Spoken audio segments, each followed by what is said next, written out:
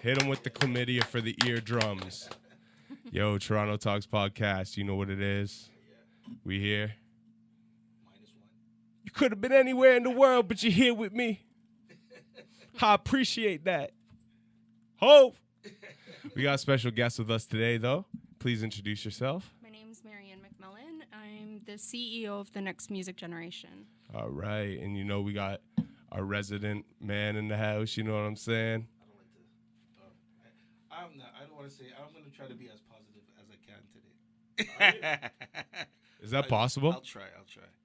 I was about to just say F everything, and I was like, nah, hold back. But wait, why is it F everything? Because it's after Raptors.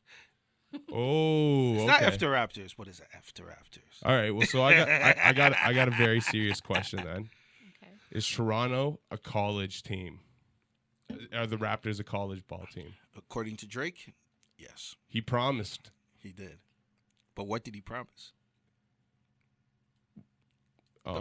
He didn't promise us winning a championship, right? No, but he promised that we were a college team. He said we are like a college ball team. We are a college ball team. I promise you. Yeah, and I was like, we have 3 major universities in Toronto. Yeah, and we don't have homecoming the way the States does. Yeah. So does being a college ball team really hold that same weight? Nah, I don't think he was thinking about what he was saying. Well, no, he spent a lot of time in Calabasas and Memphis and different places. Yeah. Maybe a college ball team means more to him. Yeah, but here, in a smaller town or a smaller place. Calabasas isn't small, but I mean, like, you know, there's one university and everybody. There's no other sports teams. Of course, they're gonna support it heavily. Toronto has how many major sports teams and how many major universities? All I'm saying is the St. Pat's don't get that love. St. Pat's? Or the Marley, sorry. St. Pat's isn't that Marley's the old in Florida, right? No. Oh, you're talking about teams in Toronto? Toronto. Oh, you're talking like all the minor leagues? Yeah. Yeah, nobody really cares about them or whatever other. Can you name me 5 Canadian college basketball teams? I could name the universities, but not the names of the actual teams. So is that a great promise? Could anyone even mention the Blues? You know, Toronto Blues University.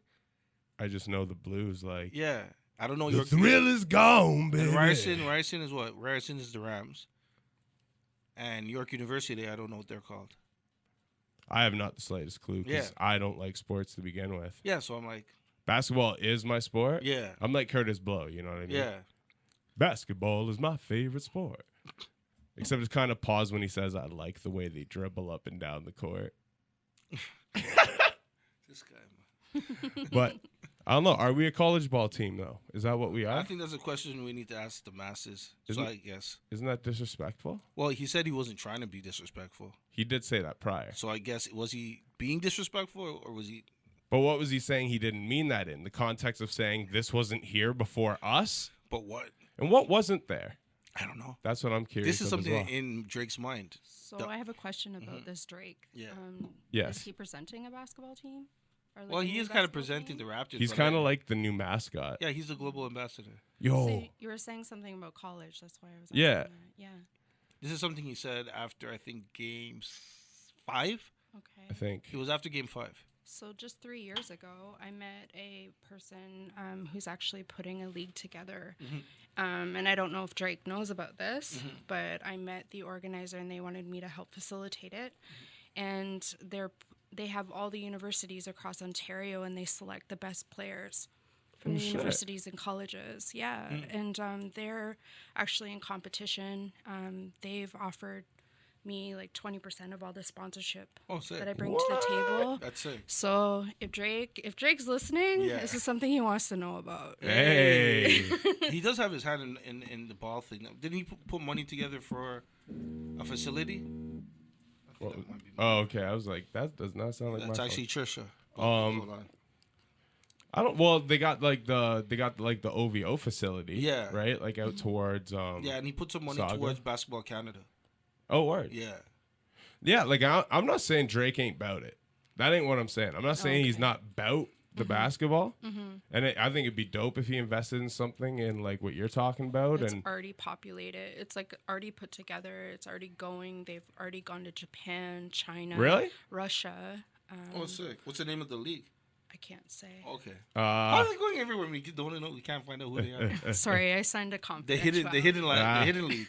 We'll call it the hidden league. We get the insiders on and they can't tell us nothing. Yeah. I'll tell you after the show. All right. But we did learn how big Drake's pool was. What? Remember? Oh yeah, his pool. No, it wasn't Drake's pool. Whose pool was it? It was Drake's pool, but it was. We didn't find out how big it was. Oh. And we found out he's a Harry Potter fan. Oh yeah. We need to confirm that. Wow, I forgot about that. Yeah, I just that's a clip. clip. The clips. I just clipped them out. Did you? I'll be putting it up. That's a clip right there. Yeah. What? Yeah. Harry Potter? Yeah, somewhat. Really? Rebecca, was it Rebecca? Yeah. Shout out to Rebecca. Yeah, that's awesome. Yeah. So I could see it. Do you think Drake sometimes when like when he's got like #1 album for 2 weeks, he like grabs a broom in the crib and puts on glasses and a cape and runs around? He's like, "Do you believe in magic? Oh God. In a young Drake's heart." Anyways, we'll find out one day. You never know, like, what's gonna happen tomorrow. But Yeah, fact of the matter being is, when he said he's not trying to be disrespectful, I think he was talking about what he followed up or began it with by saying this wasn't here before us. But what was the here? But what about the college ball? Like, is that a respectful way to call the #1, potentially 2 team in the league going to the finals right now? Is to call them a college ball team a compliment? It isn't really, but I don't watch college ball. Do they put up better numbers than the NBA? I think he probably meant the energy that was being exerted in Jurassic Park. I'm just alluding to that. I'm not gonna. I could drag him for it because I was doing it earlier, but I'm like, I get where he's coming from. I just don't think he said it in the right way. That's exactly what I think happened. Yeah. Did you see P. Rain in the background? Nah. Oh, he's just like chilling in a Gucci bandana. Kind of like just giving a look like, all right, let's get the fuck out of here. What you talking about? It'd be cool to see what he was thinking about that when he said it. Yeah. But yeah, they're a college. Shout out to P. Right now, they're a college team until they win. And it's still LeBronto Are until they they win. though? No, I'm just playing. I'm just joking. That's what I mean. But like, it is LeBronto until they win. Until they win. Because LeBron is a big factor in them even being in the position they're in today. Mm-hmm. Do you think dudes get mad when Drake does like barbershop talk with? Oh my God, that episode was hilarious. That shit was whack. That was trash. It was funny though. No disrespect to LeBron, you're a great ball player, but nah, media ain't your thing. Just stick to being Snapchat ANR or Instagram or whatever you do that shit on. Oh man. So the consensus is that Toronto is not a college ball team. I haven't seen people dispute what Drake said. Like, all the Raptors fans have not shitted on him for it. Because Drake could literally come out with a song called Toronto where he does poop-de-scoop-de-whoop and people would find a way to defend it. Yeah. That's crazy. He gets away with it. Yeah. He's like Kanye. Yeah. The Kanye of Toronto. Except he's better at rapping than Kanye. Yeah. All right, fair. So anyways, on with some real matters at hand here. Firstly, tell us about the new music generation. So the next music, sorry. It's okay. I did that on my live It's earlier. okay. Yeah. The next music generation's been in existence since 2015. I've been very blessed within my first year where I booked a hip-hop group in a major commercial for StubHub, and we shut down Yonge Street. We had the Hershey Center all shut down. It was fantastic. It was such a great experience, yeah. So I do a lot of bookings for American international productions, which is really great. So if there's anyone out there that needs some support and wants to, get their name out there and wants to be on TV, I can help them with that. Well, I'll say right now, if you ever need a 6'2", white, slightly overweight individual with slightly green eyes who can rap his ass off, who's not quite 30 yet, but he's almost there, holla at me. I'll take some promo. There you go. I'm going to be back in 1 second. Oh, Mike's... No. Yeah, she's outside. Okay, cool. The other thing is that I now have, within that time, I've done a movie premiere with Sony Music. Really? Yeah. Can you tell us the names of any of these things, or is all that confidential? Yeah. All right, firstly, who was the hip-hop group? EMG. I've never heard of them. No. Can you forward me some of their music? Yeah, absolutely. Dope. Yeah. They got I kind of like pushed the production for them to get the highlight of the show or That's awesome. commercial and Yeah. stuff. So it was really, really dope. So shout out to EMG. Oh, that's cool. And then there was like multiple artists that got to do the background and stuff like that. Really, eh? So within that time frame, you know, I've been doing a lot of music placement. Yeah. Where like movies that you see. Okay. And getting licensing for music and stuff like that. Yeah. So that's been really awesome. So I placed 3 songs into 3 motion pictures. Really? That are coming out next year. Wow. Yeah. That's amazing. Yeah. Tell us a little bit of, well, I guess just me at the moment, but like a little bit about the process, like what that takes. That's one thing I've always been interested in, but you know, some of the gateways to get there aren't people that, it's not that necessarily I'm not cool with. I'm not the type of person where I'm going to reach out to you because I just want something from you. You know what I mean? Like I need to meet you, you know what I mean? And like build like a relationship and then be like, how do I, you know what I mean? Like I don't just go out there asking people for shit. The game has been quite a challenge. And, you know, I think the biggest thing is just not taking things personal and getting all bitter and all up in your emotions because people want to be disrespectful. They want to take advantage of the situation. Yeah.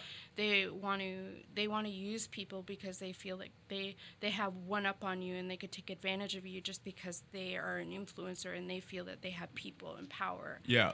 But you know, when someone is actually in a position where they can bring you a check of $150,000 for one song to be on a motion picture. Jeez. I have no shame in just turning my head when I'm being disrespected. You feel me? Yeah, no doubt. So that was, you know, that's kind of, I get what you're saying, but I think, you know, the business is all about personal relationships. It's all about 100%. It's how you treat other people. It's how, you know, we vibe together. And, you know, you could see and feel people's sincerity, right? So, which is really great. So if you ever need any support or help with anything, I'd be happy to, you know, extend that to you because, you know, it's passing that baton to someone else. You know what I mean? So. Yeah, that's a huge look. That's really dope. And that's one thing I've always actually been interested in because, you know, like I said, like I know a few people, you know, who are in the scene with me and stuff, and they've had some placements and stuff. And I know like the one dude, a few of them go through. But like I said, and almost kind of like to what you said, everything's personal relationships. And I'm not going to build a personal relationship off inquiring to someone about like, hey, I heard you got this guy's song in a movie. You know what I mean? No, when I come across him and I meet him in real life, you know what I mean? We can build a bridge. If we cool, our energy fucks with, then, you know, in the future we could talk, right? But so that's why I was kind of curious about, like, what the process is behind it. So what, like, if people wanted to submit their music through you to get potential placements, what would be the first step for them? Reach out to me, talk to me. I have contracts that I sign with people now. I have there's like different layers. If you're a male, and please don't take offense to this, but I do have a sexual harassment agreement that I signed. That's important in this industry. It's important. And that's it's fair. like it's a level of boundary and respect. So it just shows the person on the other end of the table. No, I don't want you to come on to me. No, I don't want to sleep with you. No, I don't want to do this, and no, I don't need to do favors in order to. Don't try to come on to me and try to like me. Yeah. Just so you'll get what you want. That's not how I work. I have a business, and I'm going to run my business, and I'm going to conduct it the way I want. Yeah. Because I've invested $450,000 in my business already. Holy shit. Yeah. But after a couple placements of, what'd you say, 150 G's or something? That money comes back quick. What kind of a cut do you take off that? 20%. I'm not trying to dig in your pocket.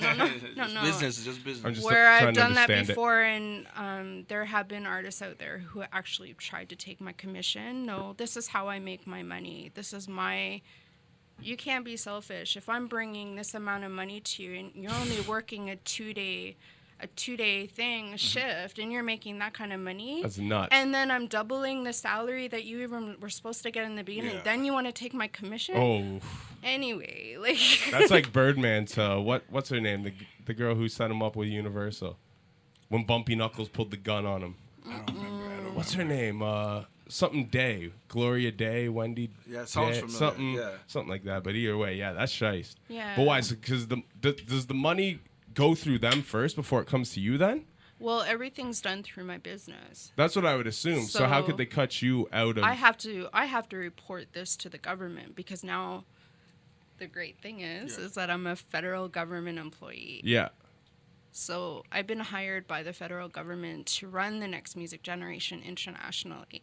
Oh, that's big. Ooh. That's big. But wait, so you're technically a Fed. Not necessarily. I'm just playing with you. I'm just playing. If music's in the game and it's about the music and it's about getting artists paid, that's amazing. Then that's a whole different ball game, right? That's amazing. That's just this year. So 2019 is a year of breakthrough, and just to lead up to my sixth. And I'm not being cocky in no way, like to lead up to where I've been going in my vision and my direction. I've worked with multiple companies on marketing campaigns, so I plug in artists into the campaigns automatically. So I'm working with CIBC, and I'm actually thinking of Mike to plug him into a campaign. Hey. Yeah. I'm not gonna say anything right now. I don't want to incriminate myself. Right. Well, Hey. It's all about relationship building. And I remember when I first started my business, Mike, I'm so grateful for Mike, because Mike has been through that process with me. You know, it was no judgment. He wasn't criticizing. It was like he would come out to the events, support the events, and stuff like that, even from the beginning. So, it's paying it forward. Yeah. Right? And you know what? That's the one thing, and this is going to touch on something we've been dealing with a little bit this week. Yeah. But the one thing that I find funny is the thing that makes Mike so great is actually what people try to find a way to hate him for. Which I think is totally wrong. If someone has a blessing, I think they should embrace that, Exactly. Well, and the thing is, you'll get what I'm talking about. Right now. You'll get what I'm talking about is the fact that you are one of those dudes. There's no judgment. Like me and you had each other on Facebook, I think, for like 2 years before I actually met you out front of fucking whatever that venue was where you were with Kareem. And we literally talking Wu-Tang. And I was like, oh shit, you're Mike. Like, yo, what's up, right? Yeah. But like never I was probably wearing like a pink bandana and like, you know what I mean? Like I was kind of looking nuts. No judgment, no nothing, you know what I mean? We just chopped it up, shot the shit. I don't even think we really kicked it again after until I got the podcast idea, and you were the next dude I had in mind. I was like, me and Dustin talked about it, and I was like, we need someone else. And I kind of scoured the internet for a couple weeks, and I was like, I think Mike would be the best fit if he'd be game. So I think I even got Dustin to ask you, because me and you didn't know each other that well, which just goes back to what I said. I don't just ask people for shit, you know what I mean? Awesome. I have to build a relationship. Yeah, of course. But it's just like you are one of those dudes. Like you do go out to shows and stuff. Like I seen like you just went out to Alicia Cinnamon's one show like last week, and she was like thanking you online, like thanks for coming out, supporting. And every day I see this dude sharing local artist shit. But I've seen 2 people come at him this week, mad at him because he doesn't do anything for the scene or he doesn't support. You know what I mean? And it's like that's actually all he does. For the most part. You don't sit here and post content to try to get followers and views or likes. You DJ shows, and everyone you think is dope, you post videos of them performing. So can I be really real about something? Yeah. So when somebody's coming at somebody and like they're accusatory or they're being disrespectful or mean, it's just a reflection of themselves and how they feel.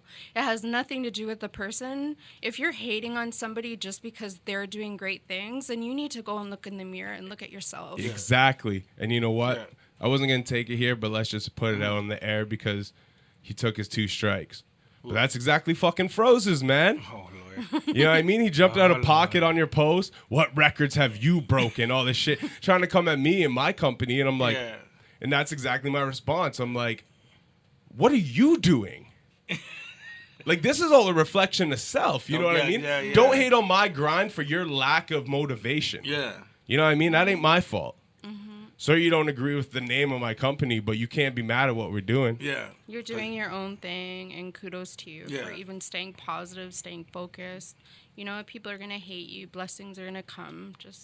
That's exactly it. You just got to work. You got to put in the effort and just keep doing your thing. You know what I mean? See, if I told you all the haters that I have and the shit that people do to me behind the scenes, you would just you would actually vomit.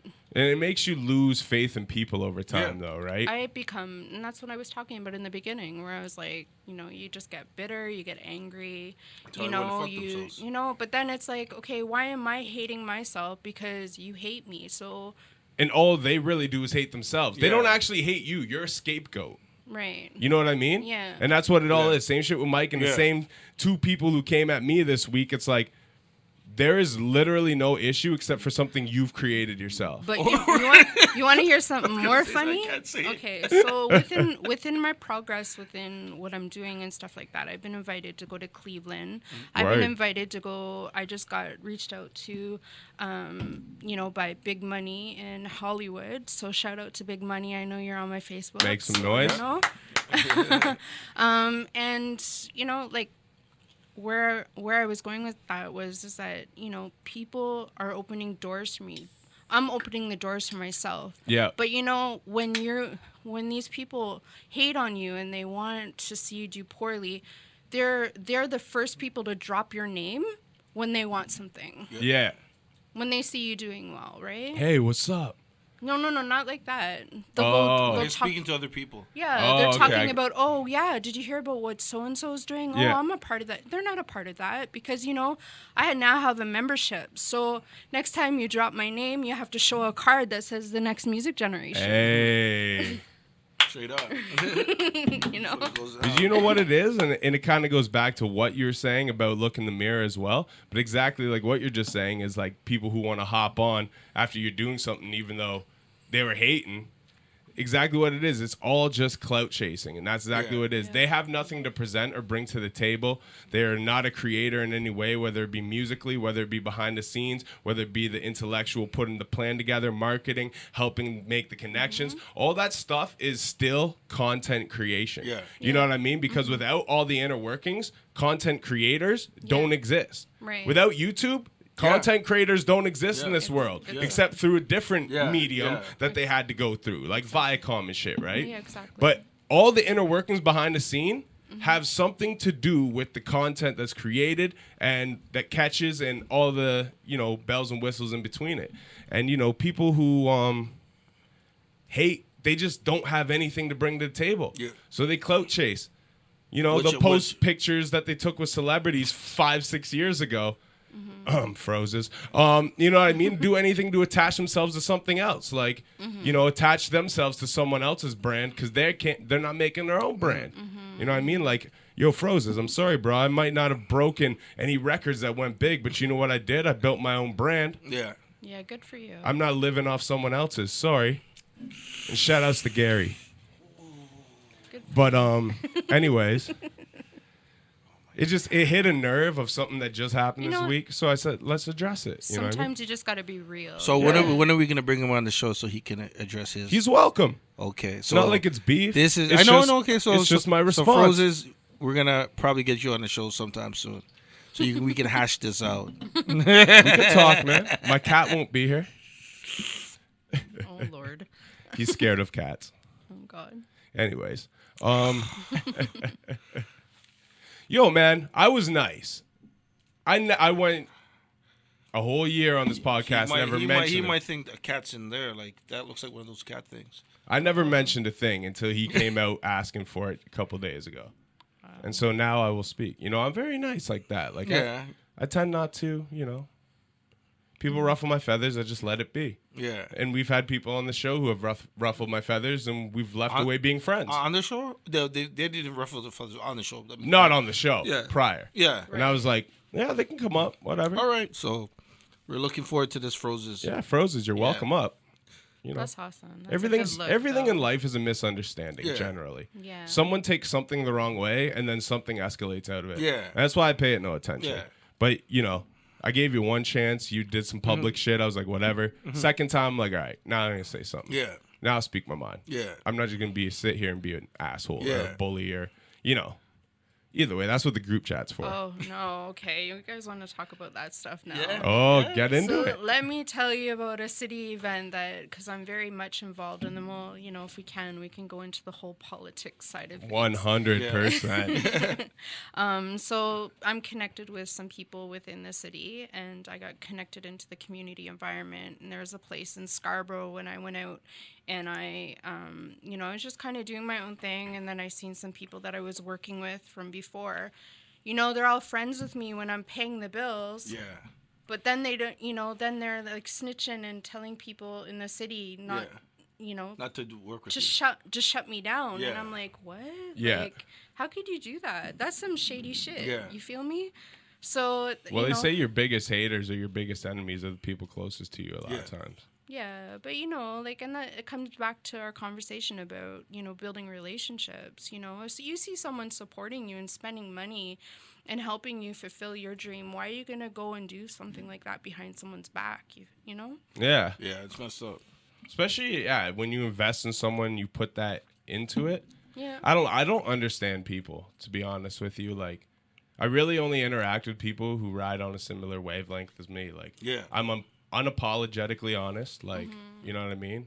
I'll tell you, but how much dirty shit do I talk about in my fucking past? I talk about shit that dudes come up Yeah. here, I ask them, they probably done the same shit, and they're like, that's whack. Yeah, but they, You know what I mean? they wouldn't admit But- it. Exactly. But you know what? Be true to yourself, then everyone else sees the true you, and you got nothing to hide from the rest of your life. You know what I mean? That's But it. either way, people are just fucked. I just don't understand how certain people work. Like, I know we all know this stereotype of a person. I won't name the ones I know because that's personal life yeah, stuff. yeah, and let's yeah. not just put people on blast Yeah, and be mean. exactly. That's why But- I'm leaving names out too, right? Exactly. But we all know that person who you either grew up with or even as an adult who like, yo, should have seen last week. I went to the bar and beat up 20 dudes. And then like, yo, like when I was 13, I spent like 12 years in the bin for stabbing someone in the face. Or like, and like they tell you all these crazy stories and Yeah. nothing adds up. Like you Yeah. could keep track of a timeline of everything they yeah. tell you. And you're like, this doesn't actually even line up at all. You don't know anyone like that? I Pathological liars That's is what they're yeah, called. Yeah, I got a few for it. But I know numerous Yeah. of them. I know of a couple, but let's just leave the names out. Exactly, Yeah. exactly. Let's say it's I'll my leave names ex. out. It's Okay, my Yeah. ex. okay. But I'd never have understood those people. Like a pathological liar, like what gets you off? Because I understand when you're in grade 4 and shit. Yeah, The yeah, pathological different, liar I knew then, girls and stuff used to think you was cool because, you move from another city, you come, and you're a new person, Yeah. you tell all these fucked up stories, and 80% of the gullible idiots believe it. Yeah. And I'm just like, this shit don't add up. Yeah. And then over the years, it gets to a point where it's like an inside joke that he doesn't know is a joke, but everyone who knows him behind his back knows like, oh, and what we used to call those people is STs. That means shit talker. Yeah, yeah. So we there's a good 3 people that I knew from grade 4 up to about grade 12 Yeah. in different phases. Right. And they're all known as STs Yeah. to like the circles outside Yeah. of them. I don't even know if that ever got back to them. Yeah. Because when someone's that fucked that you're just always lying, you almost don't even want to, you call Yeah. them out and then they have lies to back up their exactly. lies. Yeah, yeah. So you They're just so let good them at be. it. You just let them talk and talk their shit. But that's like, it's just one of many different types of people. It's like, I just don't understand people. Like, why are people scared to live their truth? I have no idea. That's a good point because I just became a speaker's advocate for 150 associations. Wow. So I'll be working with. Make some Yeah. noise. Yes, thank you. I'm really, really proud of myself because I'm really coming out of my own. Yeah. And I'm accepting like my truth. Yeah. And I think it just comes to, when we all want to live in we live in a prison because we don't want to accept our truth. That's crazy shit.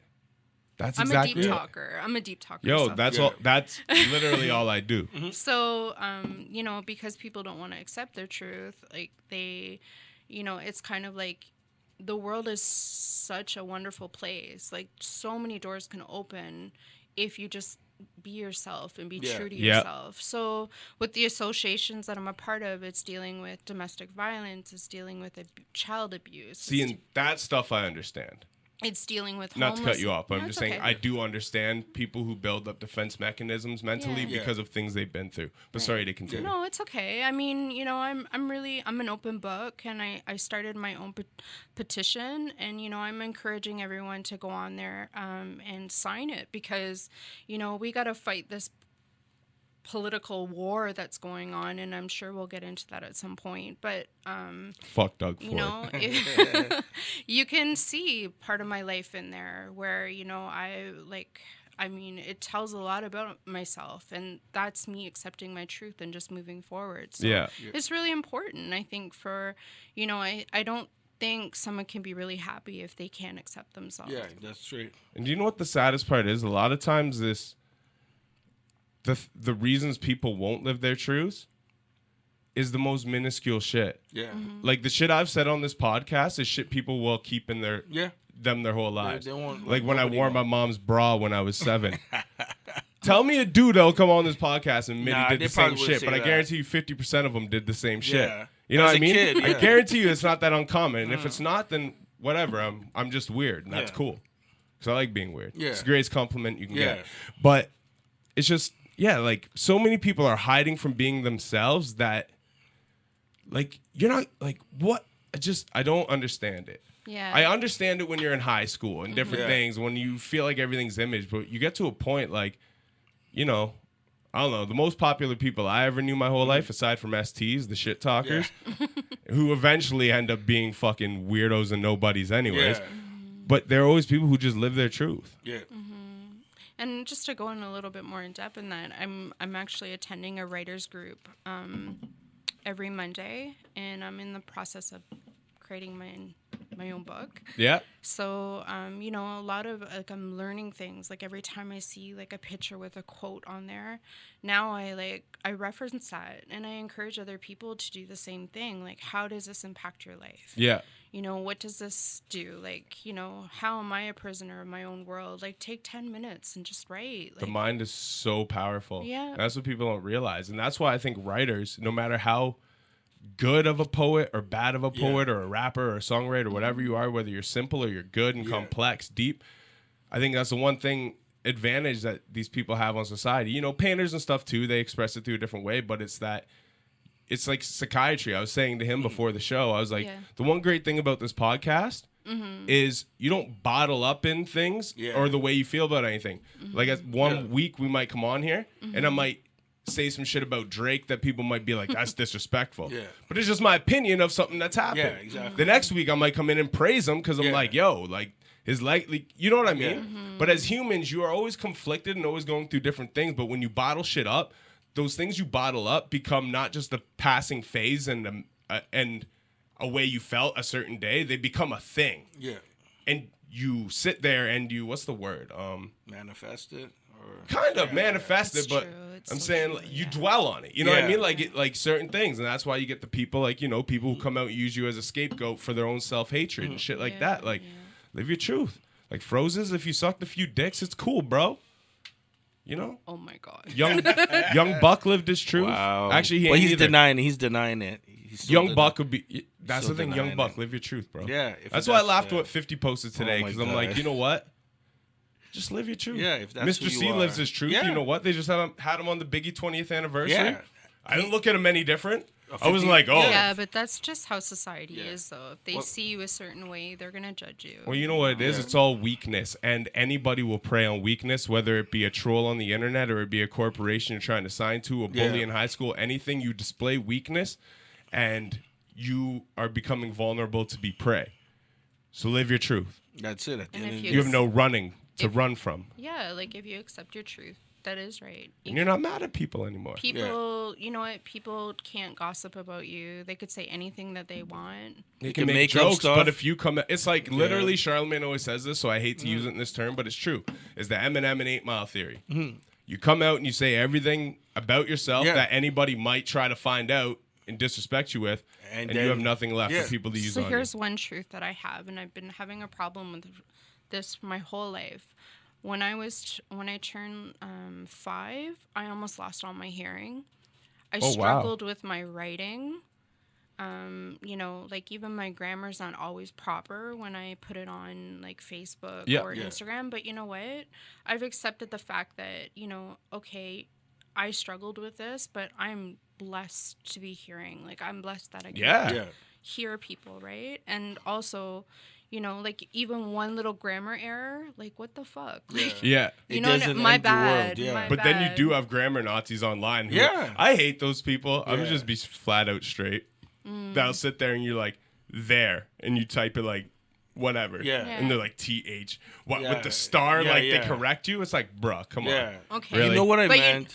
Like, cool, you're good in, you were good in English class, but you know what? I would have smoked you in history, so shut the fuck up. You know what I mean?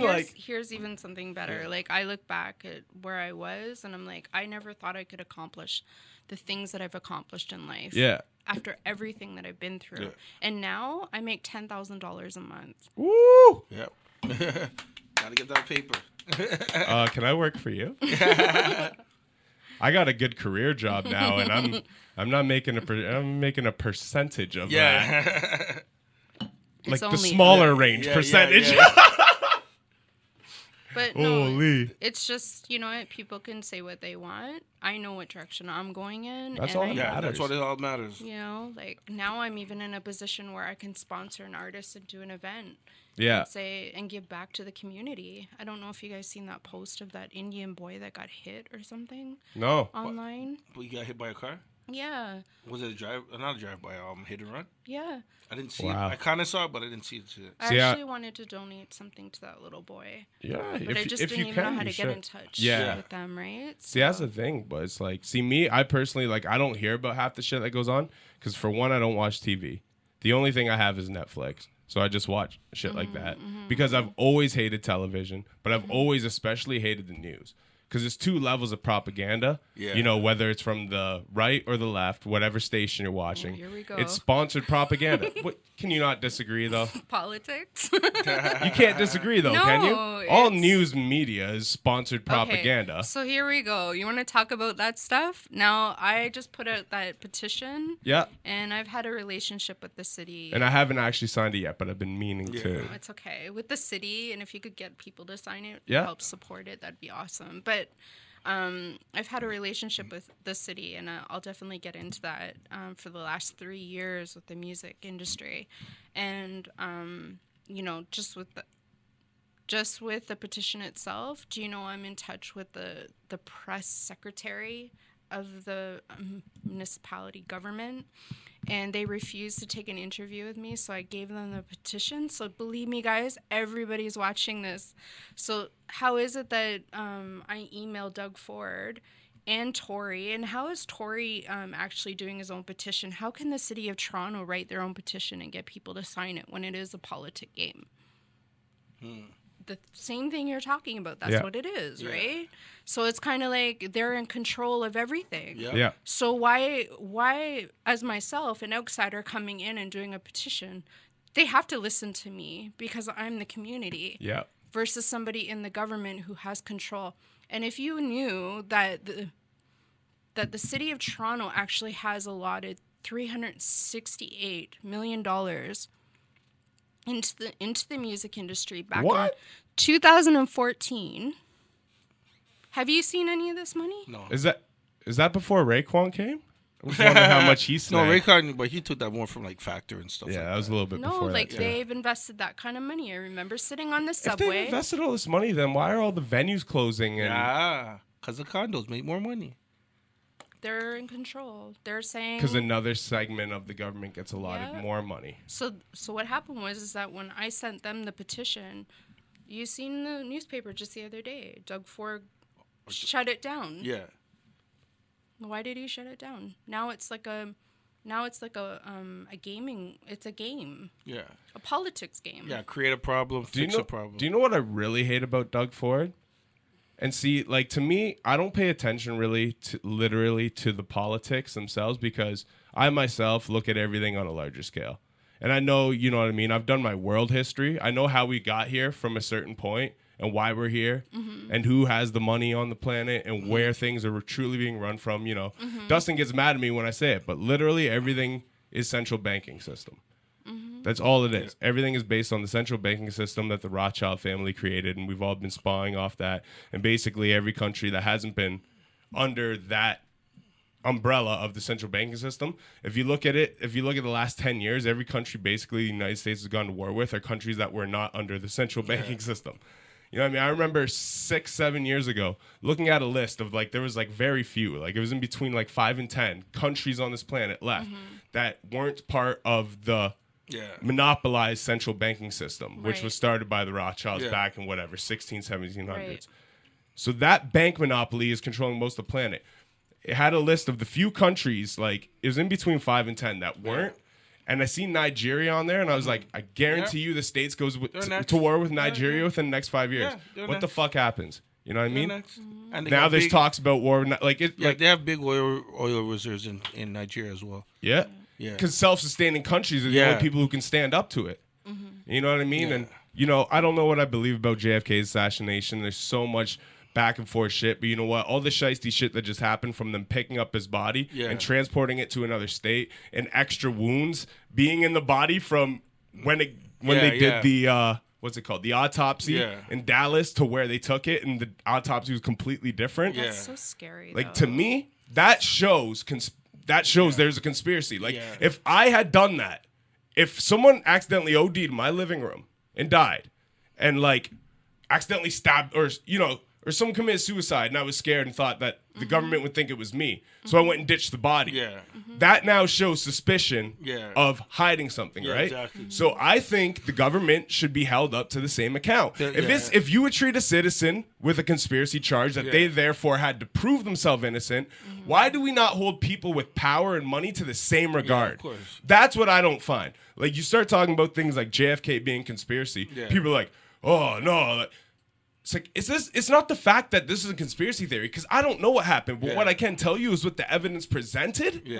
It's a very the FBI would have a case for conspiracy if that was me. And you'd be behind bars. Exactly. So why do we not hold people in power to the same regard? They're actually doing a reinvestigation of his murder, Malcolm's, and Martin Luther King's, based on that. Well, Martin Luther King was already proven killed by the FBI, right? Yeah, but that was just recently. But they're reopening the cases to reinvestigate what really happened. Are they though, or is it just about bearing more information? I'm just saying what I've seen. I'm not saying it's 100.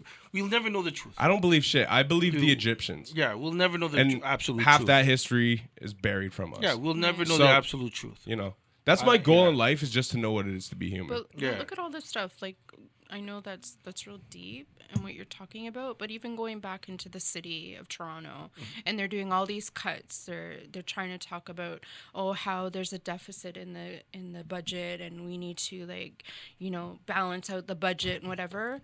Do you know how many lawsuits are actually taking place right now? No.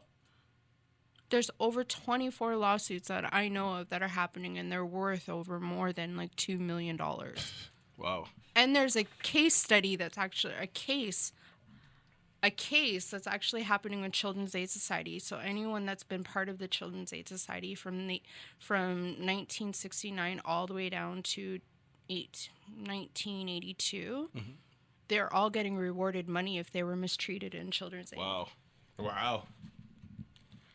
Sorry, I'm not zoning out here. I forgot to share the podcast to my page. So the taxpayers are paying out this money to people, and we're losing out, and we're going deeper in debt. Yeah, and that's because of the fault of the city, right? So how are you trying to clean up our deficit if you're creating all these opportunities for lawsuits? Makes no sense. And that's the thing, though. A lot of times when things are presented to you, and that's why I don't pay attention to politics, because it's a fucking pissing war. That's all it is. None of this shit is ever what anything is. Like, when something's presented, you know, even legalization of marijuana, 100 million, whatever, mass population of people who smoke weed, this is a great idea. Well, you know, like when I interviewed Mark Emery, the Prince of Pot, I learned there were 8 marijuana laws written in prior to the legalization. Now there's like 43 or 45. So it's more illegal to actually deal with marijuana now than it was prior to it being quote unquote legalized. Yeah. So Like there's always another reason why things are done. You're just giving the face value to persuade you. So you're and it's saying propaganda. You're saying, not you per se, but okay, we're saying that Canada is the safest country in the world. Fuck no. And then we see all these things about the drug world, drug lords. The city I was drug born people. in Canada. But now in the newspaper, they're even talking about how Mexicans can come into Canada and they have rights to sell drugs here. Doesn't surprise How do me. they have rights to sell drugs here? Ronald Reagan put crack in the hood. Yeah. No, it's... I mean, not It's literally, in the but newspaper. figuratively. Yeah. You know what I mean? Under his administration, the CIA was flying in cocaine, giving it to Freeway Ricky Ross, and he was selling it. He did 10 years in prison before he even read the shit that Gary Webb wrote for the fucking San Jose Mercury News, which exposed all this. Once he learned this, then he became his own defense attorney and got him fucking self out of prison because he was like, this is a conspiracy. Yeah. The CIA basically set me up. I was a Ponzi. Yeah. That's it. Ponzi. That's what they call it, right? Or Patsy, sorry. Yeah. Patsy. I was thinking of a Ponzi scheme? pawn. I was using a pawn pawn, yeah. and a Patsy. I know what you're saying, But- yeah. Literally. You know what I mean? So who's to say fucking J. Edgar Hoover ain't a Patsy? Who's to say any of these things are... Man. They only Obama. admit to it once they have to. Yeah, And even exactly. then, Oliver North was the only one who took the blame. Yeah. The rest of the CIA Foundation, Yeah. fucking George Bush's father, George Sr., was part of the CIA, like, move makers, like, decision making at that time. He didn't get prosecuted for it. Yeah. The only person did was the fallout guy for the CIA, Oliver North. And what's he got now? A Yeah. fucking talk show on CNN. Like, get the fuck out of here, man. This whole shit There's is perks. so corrupt. There are perks to everything. And then George Bush Jr. becomes president, and put it this way. Remember when Biggie said, Here we go. blow up like the World Trade? Yeah. I know idiots who are my age who are Yeah. like, he's a prophet. I'm like, no, if, in case you forgot, yeah, in it like already 91, happened. It 92, happened, they yeah. attempted to blow it up Yeah. and they failed. George Bush Sr. was president. Yeah. Get the fuck out of here. If you're too simple to connect the dots, but you'll believe some elaborate fucking story Yeah. given to you by They the actually- people who own you, then cool. They actually, but we can't talk. They actually mute that from his certain clean versions of that. They Yeah, actually they mute did. it out. Yeah. I said, why do you mute it out when it was already there before 9/11? Yeah. That's why I got respect for Jadakiss on a hit song going Bush knocked down the towers. Yeah. That's big. But you know what? Like, that's the crazy shit to me is like, and that's why like, and I love how passionate people like you are about the local politics because you. I consider myself political, but I don't know shit about local politics because to me, everything that I can historically research like globally, I'm like, there is a much bigger issue Starts at root. from the top. You know what I mean? So, and I think you need people like both of us, though. You need people who look at a large scale Yeah. and like understand shit, and then you need people like yourself who understand what's really happening Yeah. right now with your money, what's going on, all this shit, because you know you can't know everything. Yeah. So here was the thing, like back in 2016, I reached out to the municipality because I wanted to be a part of this music money that they brought to the table, and they said that they wanted to bring change. So I learned about this committee. It was called TAMAC. And this committee was all the leading players and all the leading businesses that would come in one room and talk about events that are happening at the ACC. Now the Scotiabank Arena. It's still the ACC. You know, like, yeah. Or any kind of facility, like the Sony Center or anything big, right? And I remember, like, going back and forth with these people. They wouldn't even let me through the door. But then it was like, okay, well, at the same time, like, this is way before. They don't do it now. But here you will have all these, like, major labels, all the key players in one room. And, you know, me being a business person, I want to be in front of these people because I feel like I have something to offer and I feel that I'm passionate. Yeah. And you know what? If you don't believe me, you can go fuck yourself because I'm going to keep it moving. Well, why should all the decisions and talking and understanding be done just by the elite who have money? Shouldn't people who are actually on the ground working in the trenches in these scenes have a say? So you know what I mean? Here's the politics and here's the bullshit. They were like saying, they gave me the runaround. It was like, oh, this is, you know, it's open to the public. But how did the guy who is running and facilitating this TAMAC committee actually get a lawyer who was actually involved in this? I didn't even know. And he scared me off telling me he was a TAMAC lawyer. 2 years later, I approached the I approached the city and I said, you know, why would someone do that? Oh, well, that lawyer doesn't even represent the city. So isn't that false information? Yeah, 100%. So best believe that I have all grounds to sue the city. That's big. Yeah. That's big. Yeah. That's really big. I have it all documented. And that's probably why they have 24 lawsuits happening right now. Yeah. Because that's the thing. A lot of these politicians, they do a 4-year term and they move on to something else. It's like the biggest problem in the States is that all these dudes, like who was fucking Albert Green or whatever that fucking douchebag's name was, who was secretary of the secretary treasurer of the national of the Federal Reserve for like fucking 4 to 8 years was fucking like the CEO of like whatever Goldman Sachs for like 4 years and fucking like Chase Bank, whatever, like you know what I mean? All the same but thing, like you work for these fucking monopolies and then you get granted a position to be in the government to work the section that controls those monopolies. You know what I mean? And then they're there for 4 years. By the time anybody knows whatever issue has happened, whatever you've done, you're gone. And you're CEO of some other fucking chairmanship of some other company. I'm coming. And that's the problem. That's probably why fucking Rob Ford has lawsuits right now, because other people for him, or even his own political platform, have lied to people because that's what they do. You weasel your way out of shit when it becomes threatening. Yeah, exactly. The same reason the fucking FBI killed the Black Panthers. The same way the fucking music industry destroyed Public Enemy. Same reason Tupac was killed. The same reason all this shit happens, but people don't want to believe it could all be connected, because then this beautiful bubblegum bubble of a free society you live in no longer exists. Okay, on that note, I've been but it doesn't exist. We're gonna keep it really real, you know, because we're gonna keep it really real. I'm on you. I'm with you on that one. So basically, when I started, make some noise for that, because we're on different levels of what we're talking about, and you're with me. Yeah. Dustin would call me a conspiracy theorist. No, because I've been part of the. I should go. I've been part. I believe there is a white music industry here in Toronto, and I believe there is a Black music industry. It's two separate worlds.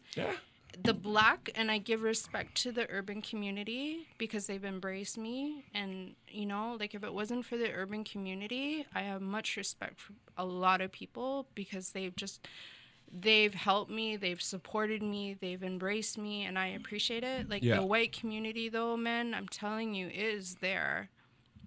Like no one will talk about it, but it's really there. 'Cause you can't crack into that. Because that's where the power is. So, the power to the Black urban music community, unless it is self-propelled, comes from the white community. Yeah. So of the ownership. You know what I mean? Like dudes who are you know what I mean? Like Cardinal wasn't gonna pop back in the day without a white dude at Sony or whatever label signing off on it. You know what I mean? That's not cool though. No, but that's the way it is. Yeah, well, that's. But the thing is, that's capitalism. Because it's generational wealth. I hear you. But at the same time, it's kind of like, I know it because I've felt it myself. Yeah. Because the white community did not want to embrace me and watch. You know, when God wants to open a door for you, God will open a door for you. So you know what, bro? Just live your dream and do never stop. Do not stop. And that's, you would think that, coming from you, being white, that wouldn't be the case. That you would be more accepted in the white than the Black. No, but they want to keep white people out just as much. Yeah. That's what people don't understand. 1% of the... No, we're not talking about that. Just talking about the music community. I'm talking about that, but it all stems to the same shit. That's what I mean. Like, everything is a fucking umbrella of a tree. No, I understand and there's different branches, and they all root to the same fucking rotten roots. So watch how my God works. This is how the universe works for me. So I was part of the HipHop Music Awards. Yeah. Which one? The CUTA one or whatever it was called? Cut Connects. Yeah, Cut. Yeah. Which was great. A lot of people hate on Cut. That's the one that was in Toronto? I mean, the guy's doing his own thing. Yeah. People are going to hate regardless. I don't really know the foundation of it. But he's a great guy. He was so supportive. Like, I don't know what people think. I know the guys who run the station don't like them. Long story. I don't know. I don't know the details. I mean, I had a positive experience. Yeah. So basically, that's all you can base it off, though. Right. So this is where I'm going with it, because I'm involved with the white music industry, and I've kind of set my feet and grounded my feet in there. So you had the owner from Cut Connects, actually, I talked to him and I was backing him and supporting him because sometimes that's all people need, man. Yeah. You just never know if someone's just going to jump off a bridge one day just because they're being treated poorly or you just don't know. So I just treat people with respect, you know? I asked him to, you know, if I could have a panel. Yeah. He said yes. So what happened was the day of the conference, the white music industry and the next music generation panel got combined together, and there was nothing they could do about it, bro. Nothing. So you had to go up there and talk about like what you want to talk about on your panel alongside with the white people that music were the industry. exact opposite And that you didn't get along with. I just smiled the whole time. Question though. But that's the best way to beat those situations. I don't want to ask like names, but when you say the white music industry, is it people that are in urban music or they're in a different genre of music? No, the white's in the urban. That's the problem. And you know the funny thing No, is, I want to get a specific thing. They're not even in the urban. That's what I'm saying. That's why I want to get the I breakdown. get invited to go to this event at Lulu Lounge one time. Here's an example for before this hip-hop conference or whatever, and I got combined with these people. The girl that was part of the white music industry put me on the spot, and she criticized me in front of everyone. Oh, don't talk to her because she just deals with only the urban. You see that? This is what I'm talking about. How the hell are you in a conference, an urban conference at that? And this is the breakdown I'm talking about. That's why there's no government support and that kind of stuff. No, there is. There's a little bit. There is. It's all about how you. Okay, I'll It's put it like this. control. That's what it is. I'll put it like this, right? Before we had urban radio here, there was a movement. When the category of urban music was put together. Yeah. That included house music. That included reggae, hip hop, etc. Yeah. Right? There was a movement of the local artists at the time. They made a song. To encourage getting a radio frequency because they wanted to make urban music more popular in Canada. Yeah. So from that time, I forgot it was early 90s, until Flow opened, it was like a 10-year struggle just to make this happen. So what was popping at the time? Like college radio and shit? Mostly college. Shout outs to college radio. Yeah. And I hate how artists nowadays act like college radio ain't shit when it's the backbone. Many artists I've interviewed talk about how without college radio, like, you don't have hip-hop. So to the point where we're at today, where we have, like, technically 3 urban radio stations and then other stations that play urban, it was a struggle just to get to that point. Yeah. So that's why when Fitzroy died, the owner of G98, I was surprised even from the urban community. Like, the online presence of him dying was barely there. Like, a lot of people went to his funeral and stuff. Yeah. But I was like, hold on a second. This guy... Wait, who was it? Fitzroy Gordon. Was that the dude who passed a couple months ago? Yeah, from G98. Okay, I seen all you guys posting about it, but I didn't live in Toronto back then, so I didn't know the significance. But from the so-called urban side, it's like, we wouldn't have G98 because of him. Yeah. You not understand the struggle just to get to where we're at today in this city, to even have what we have? What was his name? Fitzroy Gordon. Like, I feel like we should do a tribute to him. Yeah, definitely. Because those are the types of people, like, with me, I feel like are the landmark people that and that's what I'm saying. Like what she's saying about the white industry and the black industry. Even when hip hop was growing in the city, I remember a teacher at Trebas.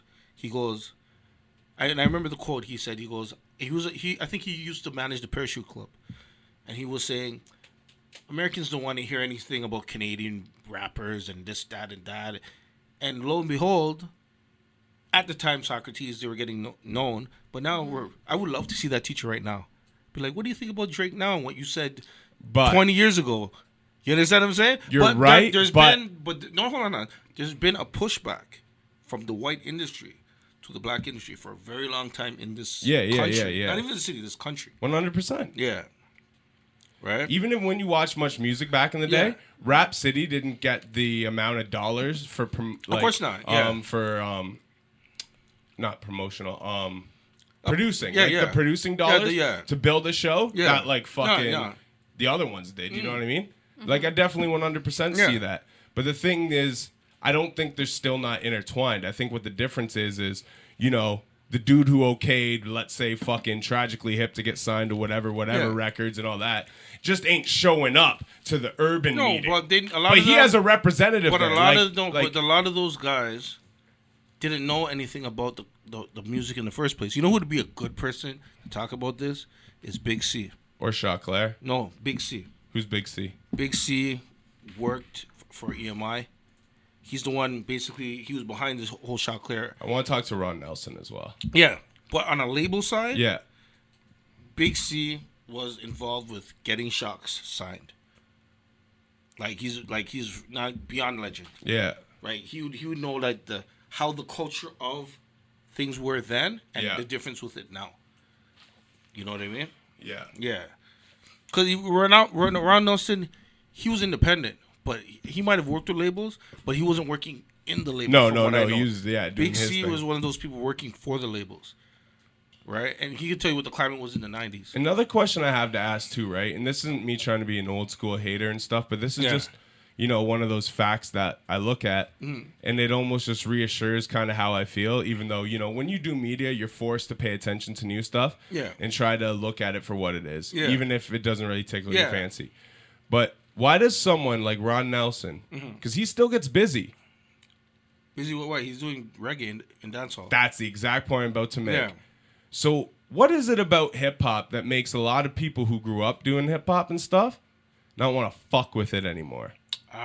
That's a hard question to See, ask. a new school cat or someone who's trying to be subjective will tell you, generations change, like, no disrespect. But if Dustin was here, he'd be like, generations change. I wouldn't say that. Royce would say, I can't be the old hater, shit like that, which is cool. I wouldn't say that. Well, I respect that point of mine. But why is it a lot of the people who broke down doors or were move shakers I would say get fed up and leave? I'm not going to say for him specific. I'll say in general.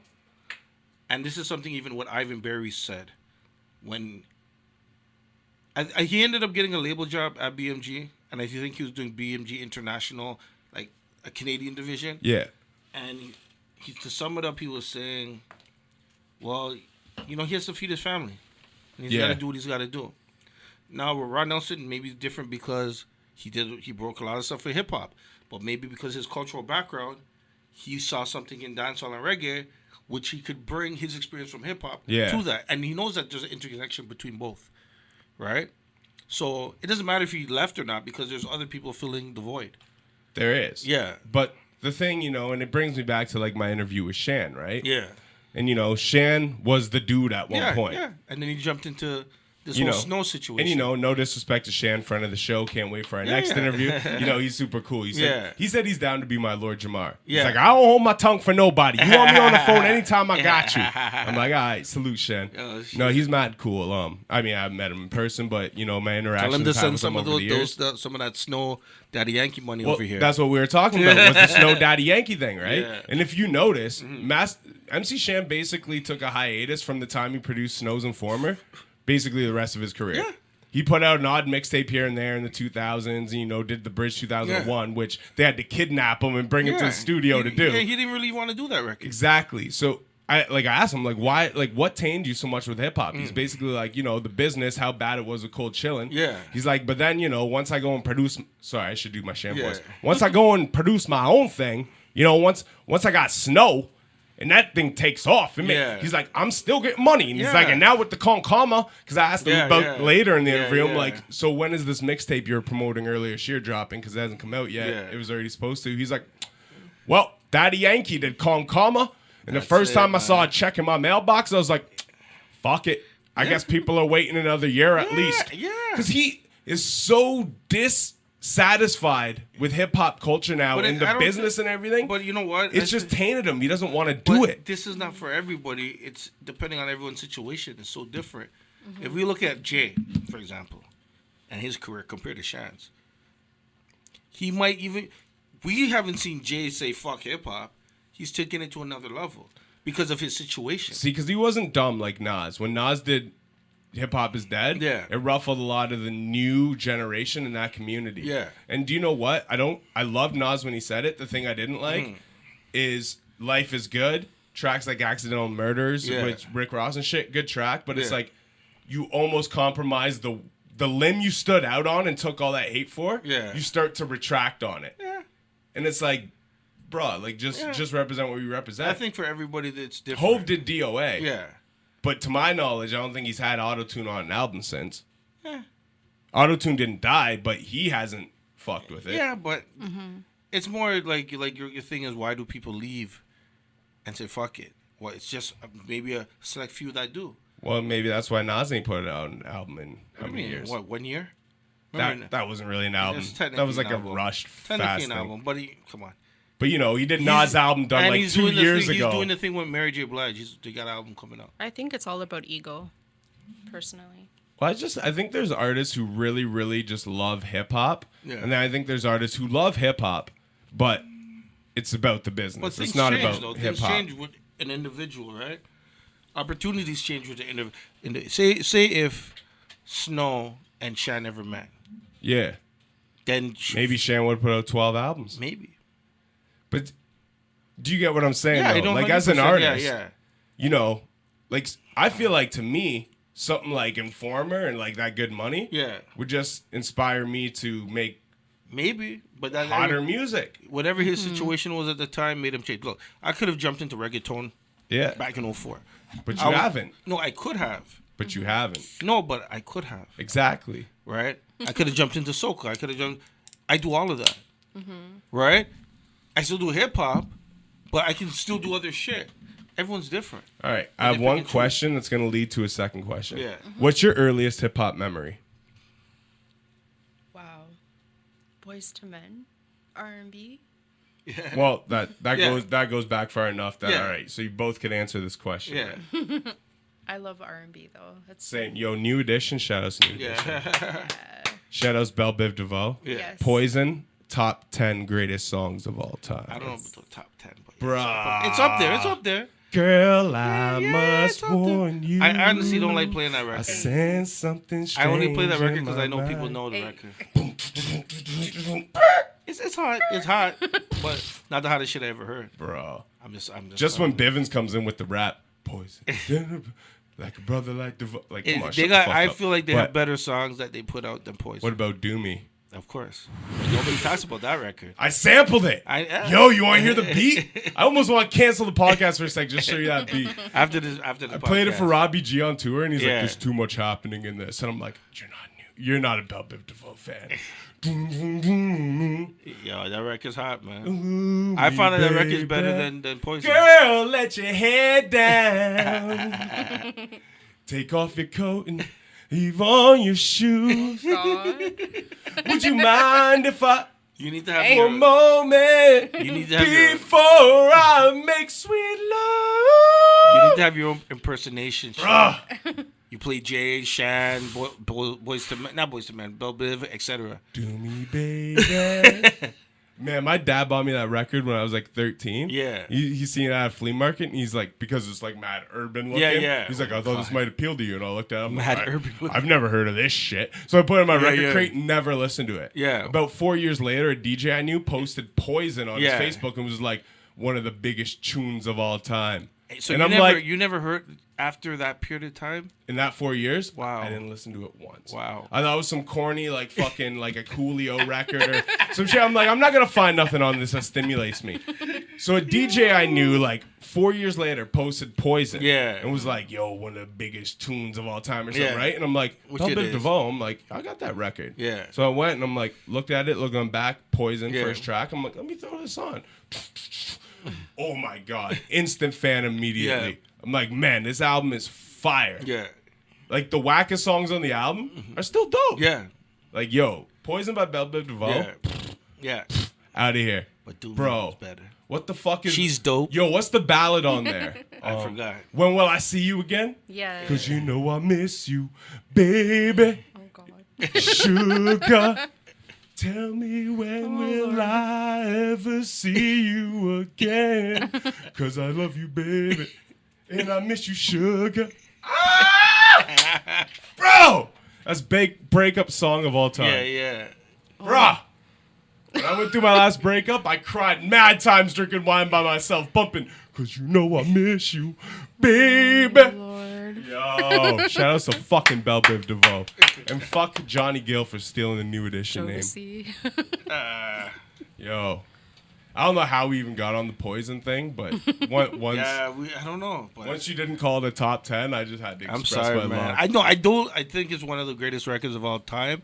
They do have better records. Yeah, I don't know than about that. top 10 record of all time. Maybe top 10 like R&B record of all time. I think it's a good party joint. So I have a question for okay. you guys. Yeah. And I think this one is up for the ladies. And This is gonna cost a beer. okay. How do you guys feel about long distance relationships? Do you feel that they work? Do you feel that a man can be loyal?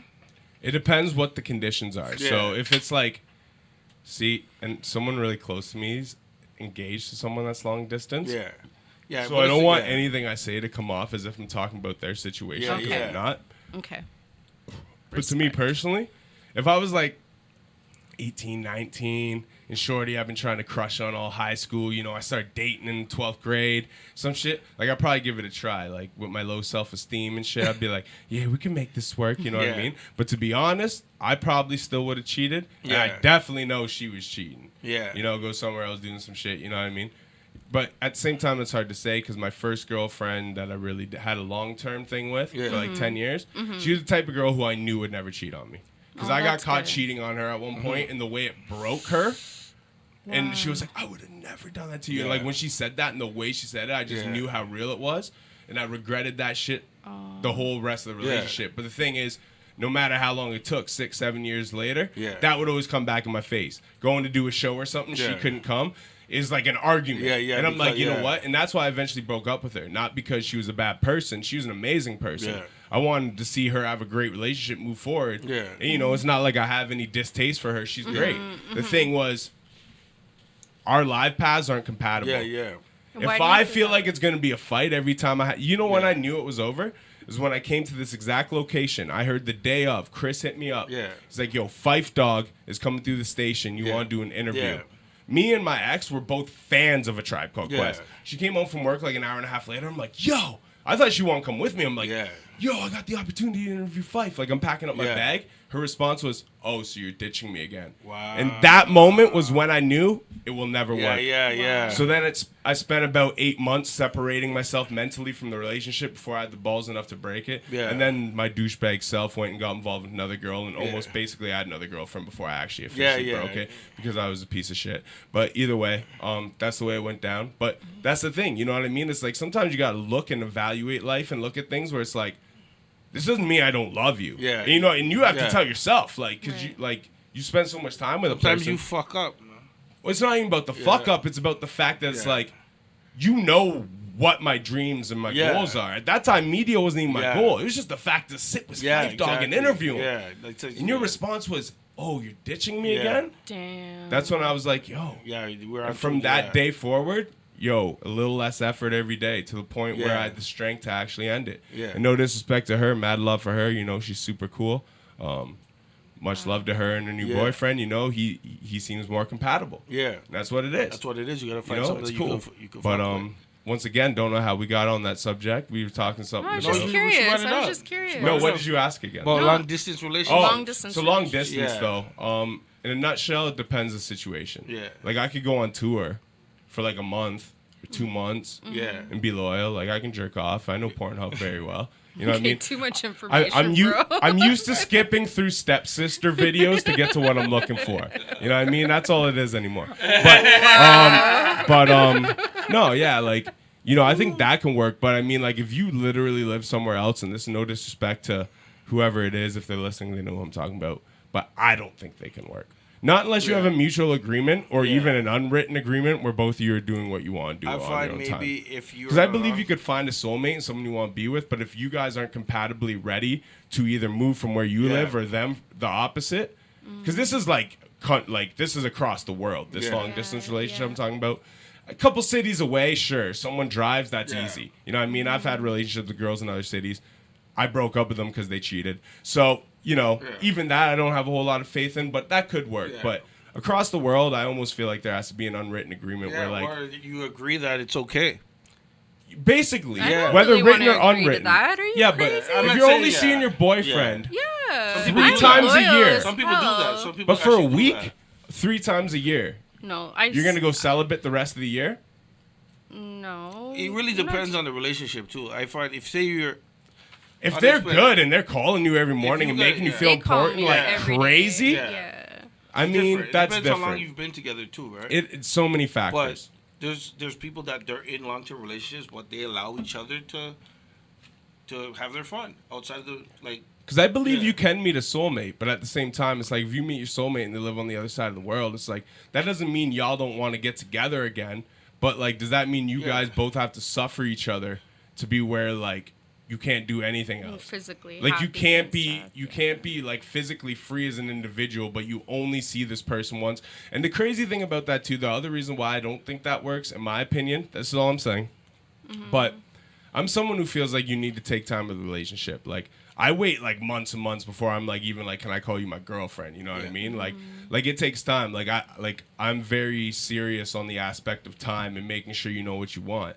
And that's another big thing I think is that when it depends. Like if you were dating in said city you live and one person moves, that's one thing because you could have already built this emotional connection bond. But when you meet someone who lives in another place and you feel that connection, I almost feel like you have to just make that unwritten agreement because the fact of the matter is, when you two do, like if you move to Canada or you move to fucking Cleveland? New Zealand, wherever, right? To be Cleveland. with said person, you've never lived with them. You've only spent said amount of time with them. So what if you go to their crib and it's always dirty and shit? They let the dog shit on the floor and shit and they don't really care. All that I know kind of this shit. person's You're like, very yo, this clean. drives me nuts and shit. But like, you know what I mean? Like, there's time so to get to know them. when you live with someone is when you really get to know them, and that's the thing. So you know, I can say that for myself because I spent 7 years dating a girl and then moved to Toronto with them to live with them for a few years, and it wasn't until living with them for a year and a half, maybe 2 tops, I knew it wasn't gonna work. But for 6 years, not living in the same place with each other, it was working. So that's the biggest testament I have to say to it, in my opinion. But you could go on with. Well, what was I saying again? It depends again how long you've been in a relationship for. Exactly. Right? Are you engaged or not? Is that person going away for school or work? And it's like I said, it's an opportunity for them to grow. Like my cousin's in a situation where his It's my cousin too. Yeah, so his fiance is going to New York to study law or get a job, and he lives here. But they've been together for such a period of time where it's like they've come to an agreement. Well, you're going to go there for work. That's going to benefit the both of us if and when we get married. Right? I've always bugged them about, when you guys getting married? You guys been engaged for a while now. Like, what the hell's going on? Like, when we're ready. But they've known each other for a while. I love people like that, though, because that's like myself. Yeah. And then once I'm with someone and they start trying to pressure me to get married, it makes me want to get married less. Yeah. Because it makes me more weary, Ladies, scared. are you hearing this? No, my girlfriend, I think, is watching. Yeah. Sorry, girlfriend. And she's throwing the odd few hints. And this is not directed at her. This is actually more directed at the past thing. Yeah. Because that was a thing for so many years where, like, it was always thrown in my face. And it was like, yo, I told you before how I feel about this. Yeah. Right. Make me feel guilty for it. Yeah, it does not Once help. a week doesn't help. It actually makes it worse because now you're actually conflicting me and my inner thoughts and how I feel. And now you're actually making me look at things on a bigger scale than I was looking at them before. Yeah. Wow. Because when I look at the relationship where I'm like, this works, this is cool, I'm gradually building towards this point. Before I'm comfortable and you're starting to push the narrative of let's get married and stuff, that actually makes me withdraw. Yeah. Because now I'm like, now I'm questioning because I wasn't there yet. You know what I mean? I'm like, I'm not trying to get married yet. You know what I mean? Like it's one of those things. And the problem is that girls look at it as a sign of commitment as to where most guys, at least guys like myself, look at it as a thing where, especially myself. To end my life. No, not that. The fact is, joking. I look at marriage at what it is. Marriage was presented into this world through the Catholic Church, and it was presented as a business proposition. What it is, when you look at a marriage contract, it's not a contract of love. It's a contract of business. You guys become a corporation together. And that's the thing. To me, I can love my girlfriend as much as I can love my wife. I don't need that verification, but the problem is most women need the verification of the beautiful day, the family to come. So most guys succumb to it before they're comfortable because they want to make their girlfriend happy because they know they love them. Where at the end of the day, look at the divorce rate. I don't want to get divorced in my life. So I'm sorry if it takes me 10 years to date you before I know I want to get married. But the thing is, I don't want to go through a divorce.